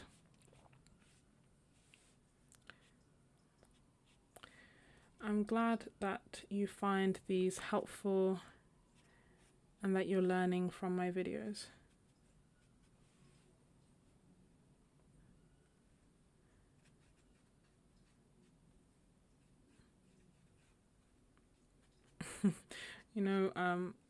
We talk about like parasocial relationships basically being like, with social media where you feel like you know someone but you don't know someone and so on and so forth. And part of me was like, do we have the reverse? Because part of me is like, if like the reason that I have like the questions for the MVPs and stuff is because if people aren't talking to me, I don't mean like in like in general, or like by all means, if you don't want to, no pressure, but I mean like part of the reason that I was able to continue doing YouTube videos and stuff was because I was having MVP, so it felt like I was talking to people, and I'm like, I do want to know about you, and I do want to know what you like and what you enjoy and what you're doing, so it doesn't feel yeah, I don't know, it made me feel like it made me laugh when I read about that, because I was like, oh my gosh, if anything, it feels like it's parasocial the other way, because I'm the one who keeps trying to reach out to people, to reach out to you guys and be like, what are you doing? But yes, if there was no community element, I wouldn't be able to do this, because then what is the point? If there's no people, what's the point? 5 p.m. here in New York. Oh, I'm so glad, Vesta.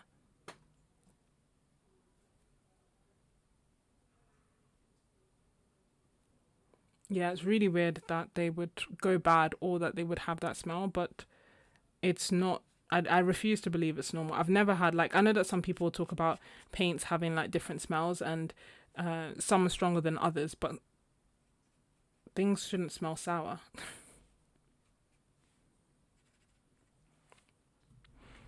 So because I'm holding the paper up at an angle, the paint naturally runs down. So if I wanted to, it's just a nice and easy way for me to avoid blooms, but it's also a nice and easy way for me to allow the paints to blend into each other as I work down. I don't see people painting in this technique, and maybe it's because it doesn't make any sense, but I basically do it when I still want to get like a wet on wet look. I don't want super harsh edges everywhere, but I also want to have like, how to explain it, I don't want it to be super detailed, I don't want it to all be hard lines, but I also want to have some level of control, and the only way that I know how to do that is to start wet at the top and work my way down.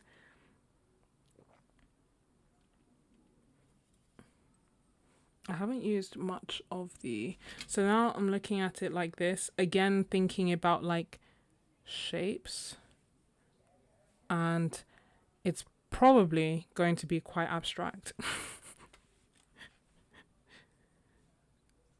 as a surprise to no one who's seeing this abstract painting unfold before you.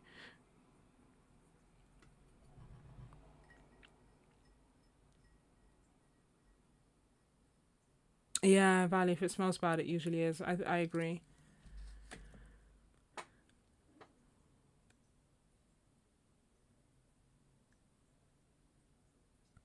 Anything is tricky because you have such a different status by being a streamer creator person with the membership.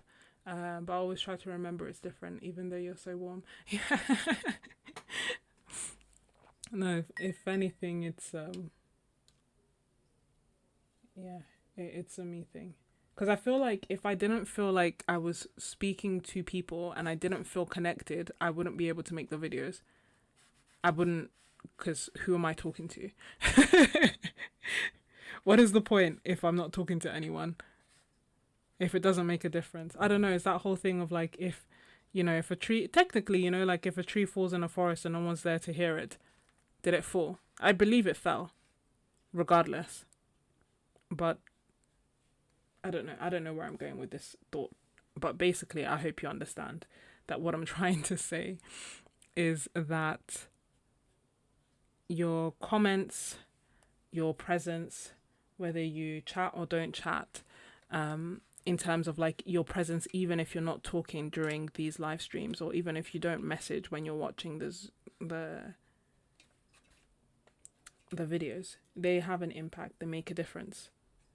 So thank you for being here. And yeah, it's nice. As some people I've been chatting to for years, just crazy, in the best kind of way. Let's add a bit more color. I want to add the spear thing here. So I'm going to add it here. Am I sketching it first? No. Will it look good? To be determined. Either way, we've already said it's going to be abstract, so can't get it wrong.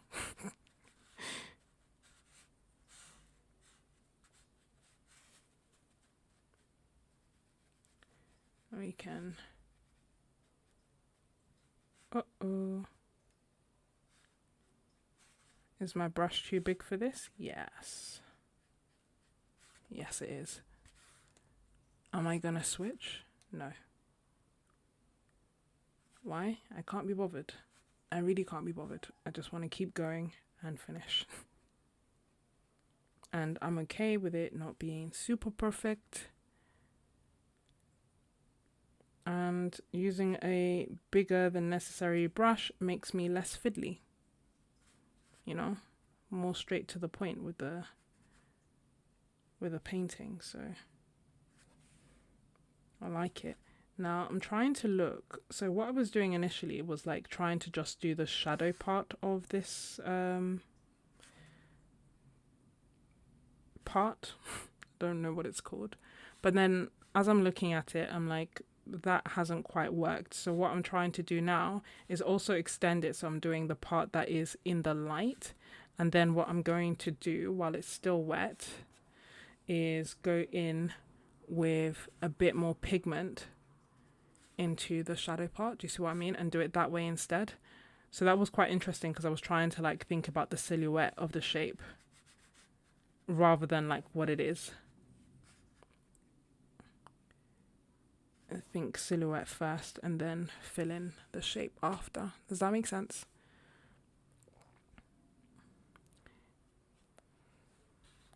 You saw it live and live in colour, and I think it worked.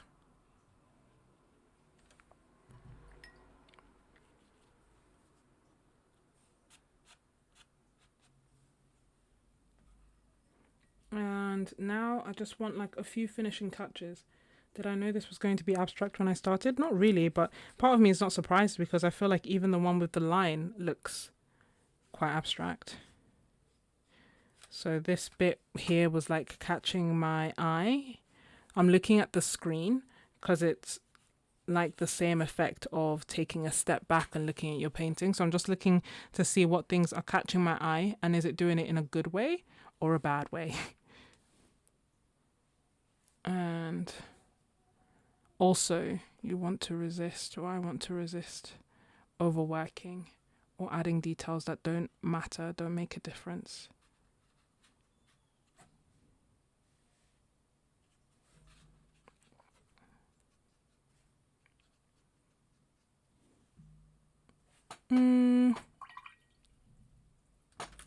Oh, thank you so much, Laurie.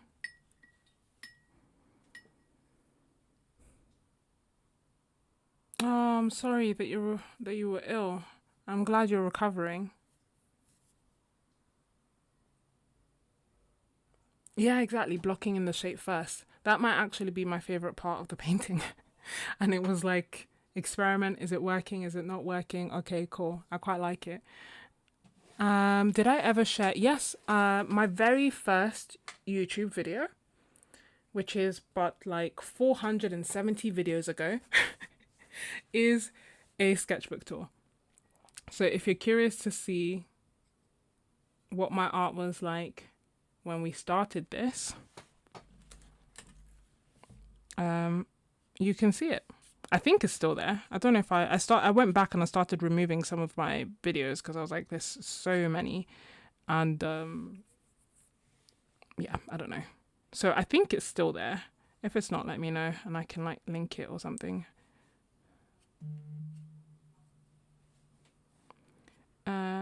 Adding some lines and marks.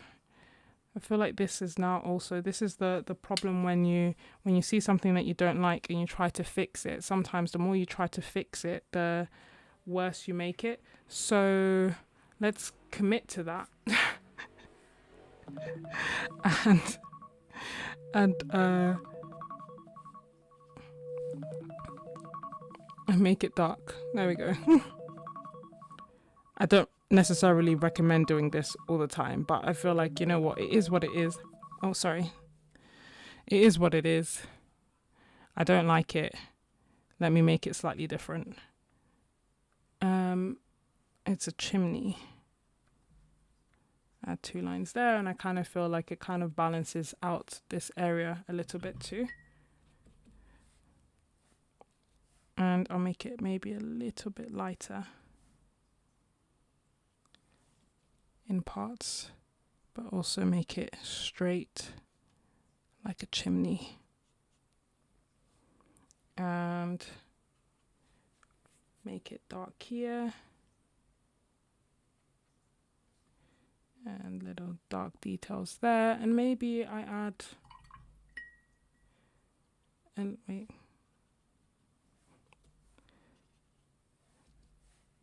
Should I add like a little bird or something?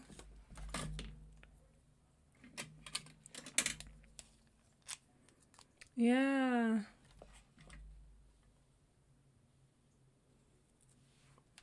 Let's do tiny birds going this way.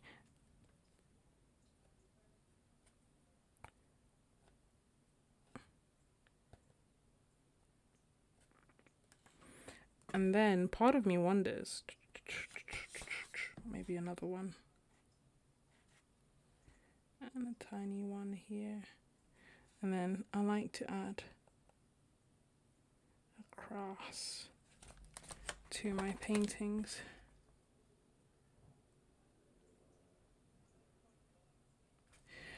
Okay, then the other part of me wonders, do I add line? But I kind of don't want to. I also I don't know, I don't like this area here. Can I fix it, or will I continue to destroy it the more I mess with it? That is the question. And that is the good thing about being live and seeing the process.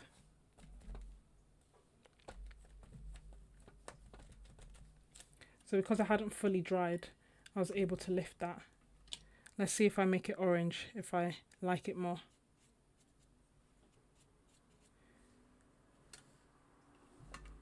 Hard to say. Clearly there was something there before, but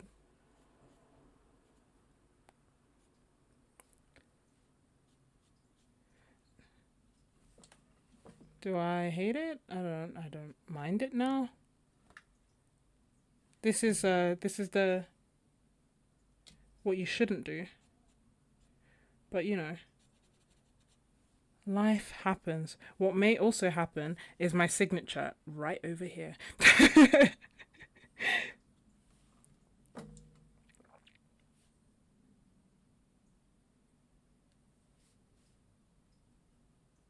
The orange is almost opaque, so I'm able to like cover quite a bit.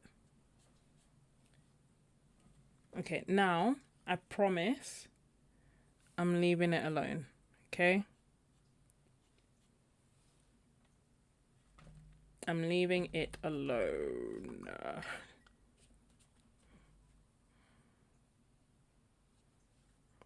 Leave it alone. Leave me alone. Leave me alone. Someone wrote in my book that a painting isn't finished. If you don't like a painting, it's just not finished. I like the painting. I just wonder about that. Anyway, I think it's good enough. Thank you. Timer. I'm so glad that you find these helpful. Hey, Boston. I'm glad. I hope that you're painting lots more, Boston. In the last live stream, I mentioned that watercolor paper has what we call watercolor sizing. And what that means is like the glue that's put inside the paper. You can have it internal or external, but basically sometimes it's like within the mold of the paper itself, and sometimes it's like a layer on top. And it's what gives watercolor paper its properties. It's why watercolor paper is different to card, for example. It's not about the thickness or the actual physical size. It's about the sizing, the process, and the glue that's been attached to it that allows it to accept watercolor paint. And this sizing can go bad. It can expire. And when it expires, the watercolor paper no longer accepts the watercolor as it should. So sometimes it means that when you paint, the paint just goes all the way through to the other side, which should never happen. Or it may mean that as it starts to go bad, it's like a little bit patchy, or it's little, it's not quite right. For that reason, I recommend not stockpiling paper. And this is a do as I say, not as I do kind of scenario, because I definitely have too much paper. But yes, it can go bad. And so if you have it, especially if you have like the nice quality watercolor paper, this is your excuse to like, paint as much as you can, because it won't last forever. And I've had a few instances of my paper going bad, and it's heartbreaking to have supplies that you haven't used because you didn't think your skills were good enough, and you're waiting for that special moment, and then that special moment comes and the paper can't even handle watercolor anymore. And every single one of those times, I would rather just have painted. Like, my art with my painting, or even swatches, to me is always more worthwhile than it just having nothing. I have no idea how to resize paper. It's not gesso. It's I think you'd have to buy like actual paper sizing, and I think it would be quite a process. I don't know how laborious it is. I just know that I will never do it. So what I use the sketchbooks for is you can still use them for certain other medias. So maybe gouache might still work on it. Pencils and pens and everything will work on it. I'll show you what I showed last time to help explain it. So it varies, and sometimes you can't, like, it's like non-specific changes, and it almost feels like you're going crazy, but actually it's the sizing that's going off. When it's well and truly off, the paint just goes through to the other side. There's no doubt about it. But when it's kind of going off, I showed this sketchbook as an example last time that I started in 2021, and I wanted to do 100 flowers. And I started painting, and I was like, oh, this is great. Having a great time. This is a Moleskine sketchbook. And I noticed like something was a bit odd, but I was like, no, it's fine. And then I did another painting, and I was like, what in the is this? And that's because like, so like here, for example, this part is normal. But here, you see how like the paint is being repelled? by the paper, like the light area, the edges are kind of a bit fluffy. Like you see, it's almost as if the paint poured on the paper and then dried in that way. That's not normal. That's the sizing going, and you can kind of see like how this painting is different to that painting. And sometimes here, like you can see here, it kind of repelled a little bit, whereas here it was a bit more affected. And then I kept painting because I was like, maybe that was just a weird page, and I was like, okay, this one is okay.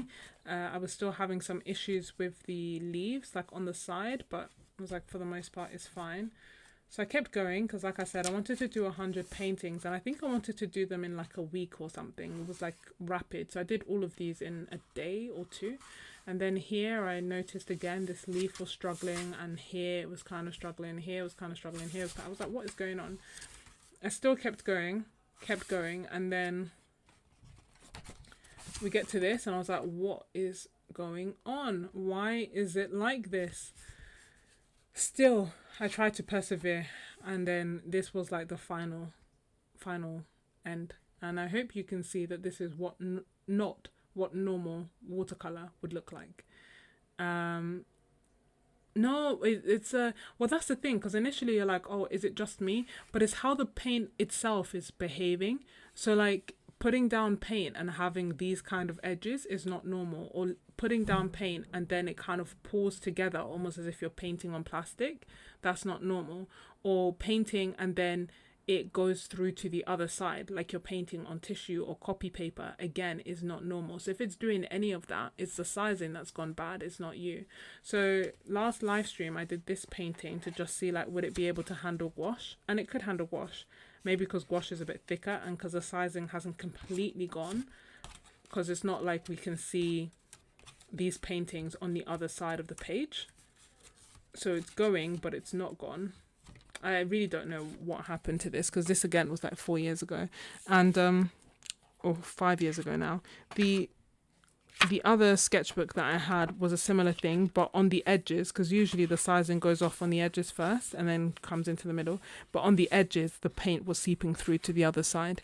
And this is a moleskin, and that's why I stopped buying moleskins. So I still have a few moleskins, because at that time I bought a whole, you know, if there was a sale I would buy a few sketchbooks with the aim of being like, yes, I'm saving money and these are really great supplies. But it was at a point where I didn't fully know what's a great supply and what's not, and if I'd known, I would have just not bought so many of them.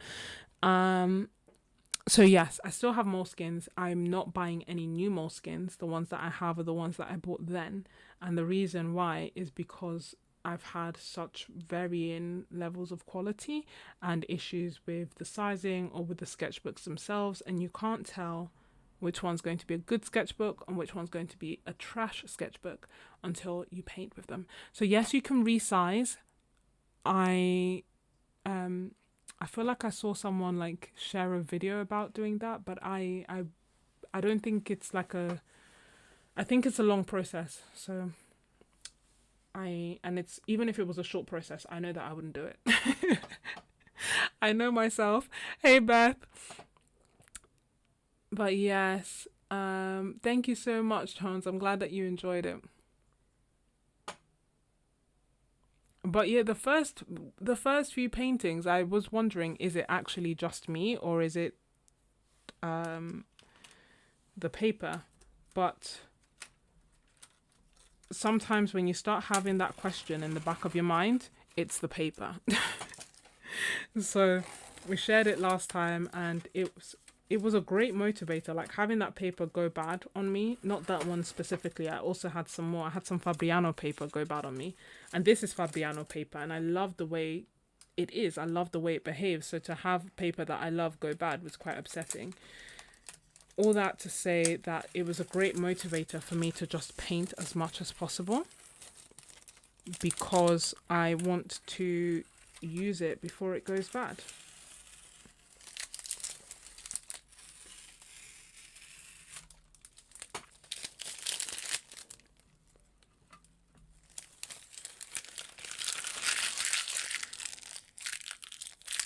Yeah, actual resizing. I know that you can buy like they have the solution, or I don't know what it is, but you can buy the thing to resize.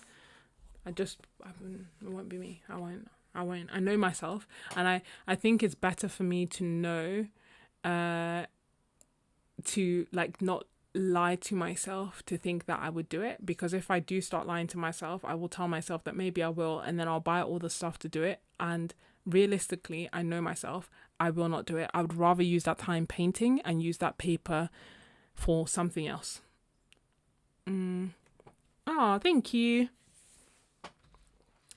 So that's the one we did last live stream, and that's this one. And that's this view here. Part of me wants to add white. I'm basically recreating the same painting. Can you see it? But with more white space, so there's more breathing room in this one. I quite like it. I like both, to be fair. This one I didn't like, and I've been working on it and reworking it, but it's getting to a point where I do like it now, or maybe I've just given up. Hard to say. This one I love. I did not like this when I painted it, and now I love it.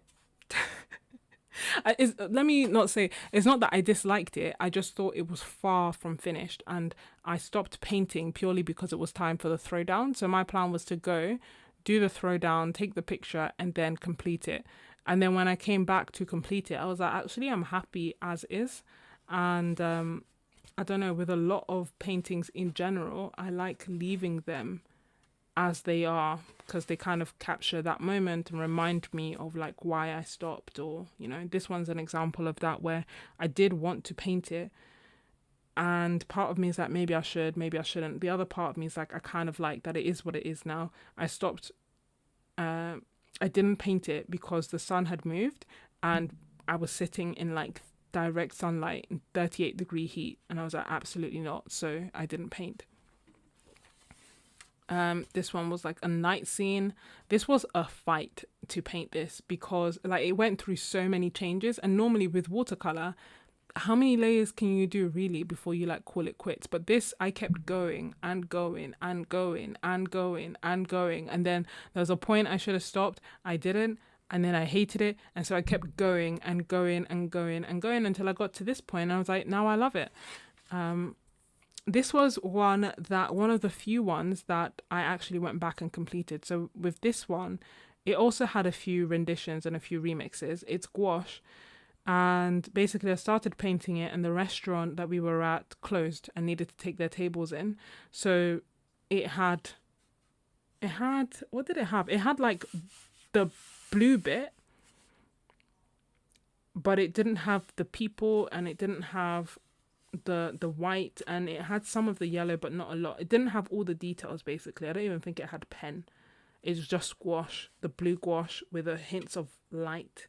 And then I came back and I added the people, and I added the white lines, and I added like some pen. I didn't want to outline everything, but I don't know, I like it. This one I finished there and then, and I love it. It was from a photo. Like the whole alley or the whole street was covered in graffiti, but in like a really cool way. I really, really like this.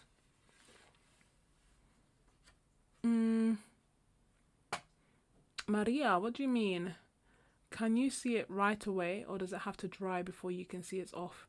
I think you can see it right away. If you're talking about the sizing, I think you can see it right away, because as you're painting, the paint isn't behaving as you normally would expect it to. So it just either soaks into the page and you can see that it's going through to the back, or it's like pooling, or you do like a wash, and as you're doing the wash, you see like maybe a patch here is completely different texture or color or, you know, hue to the rest, even though you just did the same thing. And it's not a bloom or anything like that, it just behaves differently. Yeah, I had one and the paint was getting sucked into the paper immediately. So yeah, you can usually tell straight away. Here we go, and the first one. It's funny with this one. So with this one, I was painting it as the sun was going down, and I wasn't really thinking much. It's gouache, and I didn't love it. I didn't hate it. I just thought I would try something different. And part of me wonders if I did this because I was doing a Zoom session And last month we were kind of focused on following our curiosities and the things that we're kind of curious about. And as part of that, we did this Zoom session. And in this Zoom session, I was exploring using complementary color palettes. And I don't know if that is why then, a little later, I created this. Can you see what's happening? I don't know, but I've never used this color palette before, apart from here. But it was funny to see that. And anyway, I painted it. I thought it was cool. I kept on going. I thought it was quite different to what I normally do, or a bit different to what I normally do. And you know what's so funny? It's the highest complimented piece that I created in Toulouse. Like, so many people would look through my sketchbook and be like, "Oh my gosh, this is amazing! This is amazing! We love." And then I was looking at it and I was like, "Is it? I mean, I don't think it's bad. Like, I liked it, but I like all my art, isn't it?" But I was like, "Is it that good?" But literally, people would be like, "Oh yeah, that's nice. That's all." They usually like this one and this one, like this spread and this one that I've got. And then some people really like this. I guess because it's a night scene. Anyway, it was funny to see that, and if anything, it made me like the piece even more. Like, I liked it, I like everything, but everyone's like, "Oh my gosh, this is so cool." And it's funny that a Zoom session that I did would lead to this a few weeks later.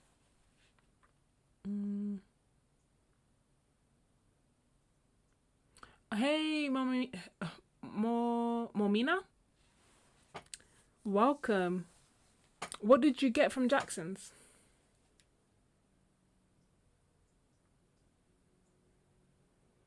Oh, thank you, Sydney. Very much illustrate. You know what? It was golden hour. And that's what I was trying to capture more so than anything. The fact that everything I was looking in the distance didn't really have much detail. It was all like tonal values. And then like everything was just washed in this golden color. But yeah, these two are gouache. This I did at night, that same night. And then this is watercolor. And this is watercolor. So that day I did these paintings. Well, ladies and gentlemen, that brings our time together to a close. Rosa Gallery. Oh, that's good. So many people asked me to make videos about Rosa Gallery, which I was pleasantly surprised by. I have made one video swatching out my Rosa Gallery colors. That's open to everyone. And I've also made another video that is for members only, talking through how to put a palette together with Rosa Gallery watercolors. So I should probably make a note of that so that I can put it in the description for people, because I don't think people knew. They were like, "Yes, make the video, make the video." So Rosa Gallery videos link. The other gentle reminder, if you remember, that tomorrow I'm doing a Zoom session, and it's going to be focused on using bold, unexpected colors. It's going to be an interactive session, and I've shared the link to that already in my membership, so you can. I'll see you tomorrow, I guess. And if you're not a member yet, I'll see you when I see you. I have got a few other videos kind of coming up. I was going to say why. Why aren't you a member? Part of me was going to send that as like a poll. Not a poll, an anonymous thing asking. But then I was like, I just don't think my heart can take it. So instead, what I'm going to say is, if you remember, it's linked. What I recommend that you bring is your favorite colors or colors that you want to try out, but I also want us to bring colors that we wouldn't normally use. So be sure to have a few weird and funky colors there. And yes, that would be so cool. You can bring any supplies that you prefer to use, whether it's watercolor, pastels. We're focusing on color as opposed to the actual medium itself, so you're free to do that. And then also I have opened the Happy Mail. Spaces are limited because I make the dot cards myself by hand. I think that's the kind of key thing to say. Like, thank you so much for being here and for watching and for being such a wonderful part of this community. I am excited for us to explore color together. I'm excited to share a lot of the videos from Toulouse and even from Bologna. I have videos from Bologna that I haven't shared with you yet that were like my little solo trip around Italy and the art that I created there, and also a little solo trip in Devon and my second art retreat. There's a lot of things coming basically, and I am excited to share that with you because I really want us to have a creative art-filled summer. So, is there anything else I need to link in the description? I feel like the main thing is the Rosa Gallery videos that I've just mentioned. I've already put the sale for the watercolors in. I've put my membership down. Oh, you know what? Someone else did ask me if Van Gogh inspired me with the night scene. And I was like, I mean, not intentionally, but I guess it must have done because he uses yellows and blues in a really beautiful way in his night scenes. But equally, those are the colors that you see at night. But someone did say that to me 2 days ago when they looked at my Instagram. Was it Instagram or maybe my photo roll? Yes, AsiaLink. AsiaLink is also an option that I'm thinking about. I don't know where it will be next year though. I know I won't go to Pune, but maybe next year. Yes, encouragement to everyone, use that paper. No, yes, no. So I saw a code that basically said use the code brush2 to get 2 free brushes from Jackson's. And it said that it would expire next year, but it wasn't working. And I don't know, like, I mean, try it and see, brush2 and see. But some people said it wasn't working for them. It wasn't working for me, but I didn't know if it's because I used it before or if the code itself has just stopped working. It was brush2. You were not dreaming, you were in fact correct. But yeah, thank you all so much for hanging out with me. Thank you for liking the video. Thank you, Durwood, for prompting this impromptu live stream. And if you would like to watch the replay, be sure to become a free member on my membership so that you can access all the live streams. Thanks so much, and I'll leave you to it. Good night. Have a lovely week and see you tomorrow.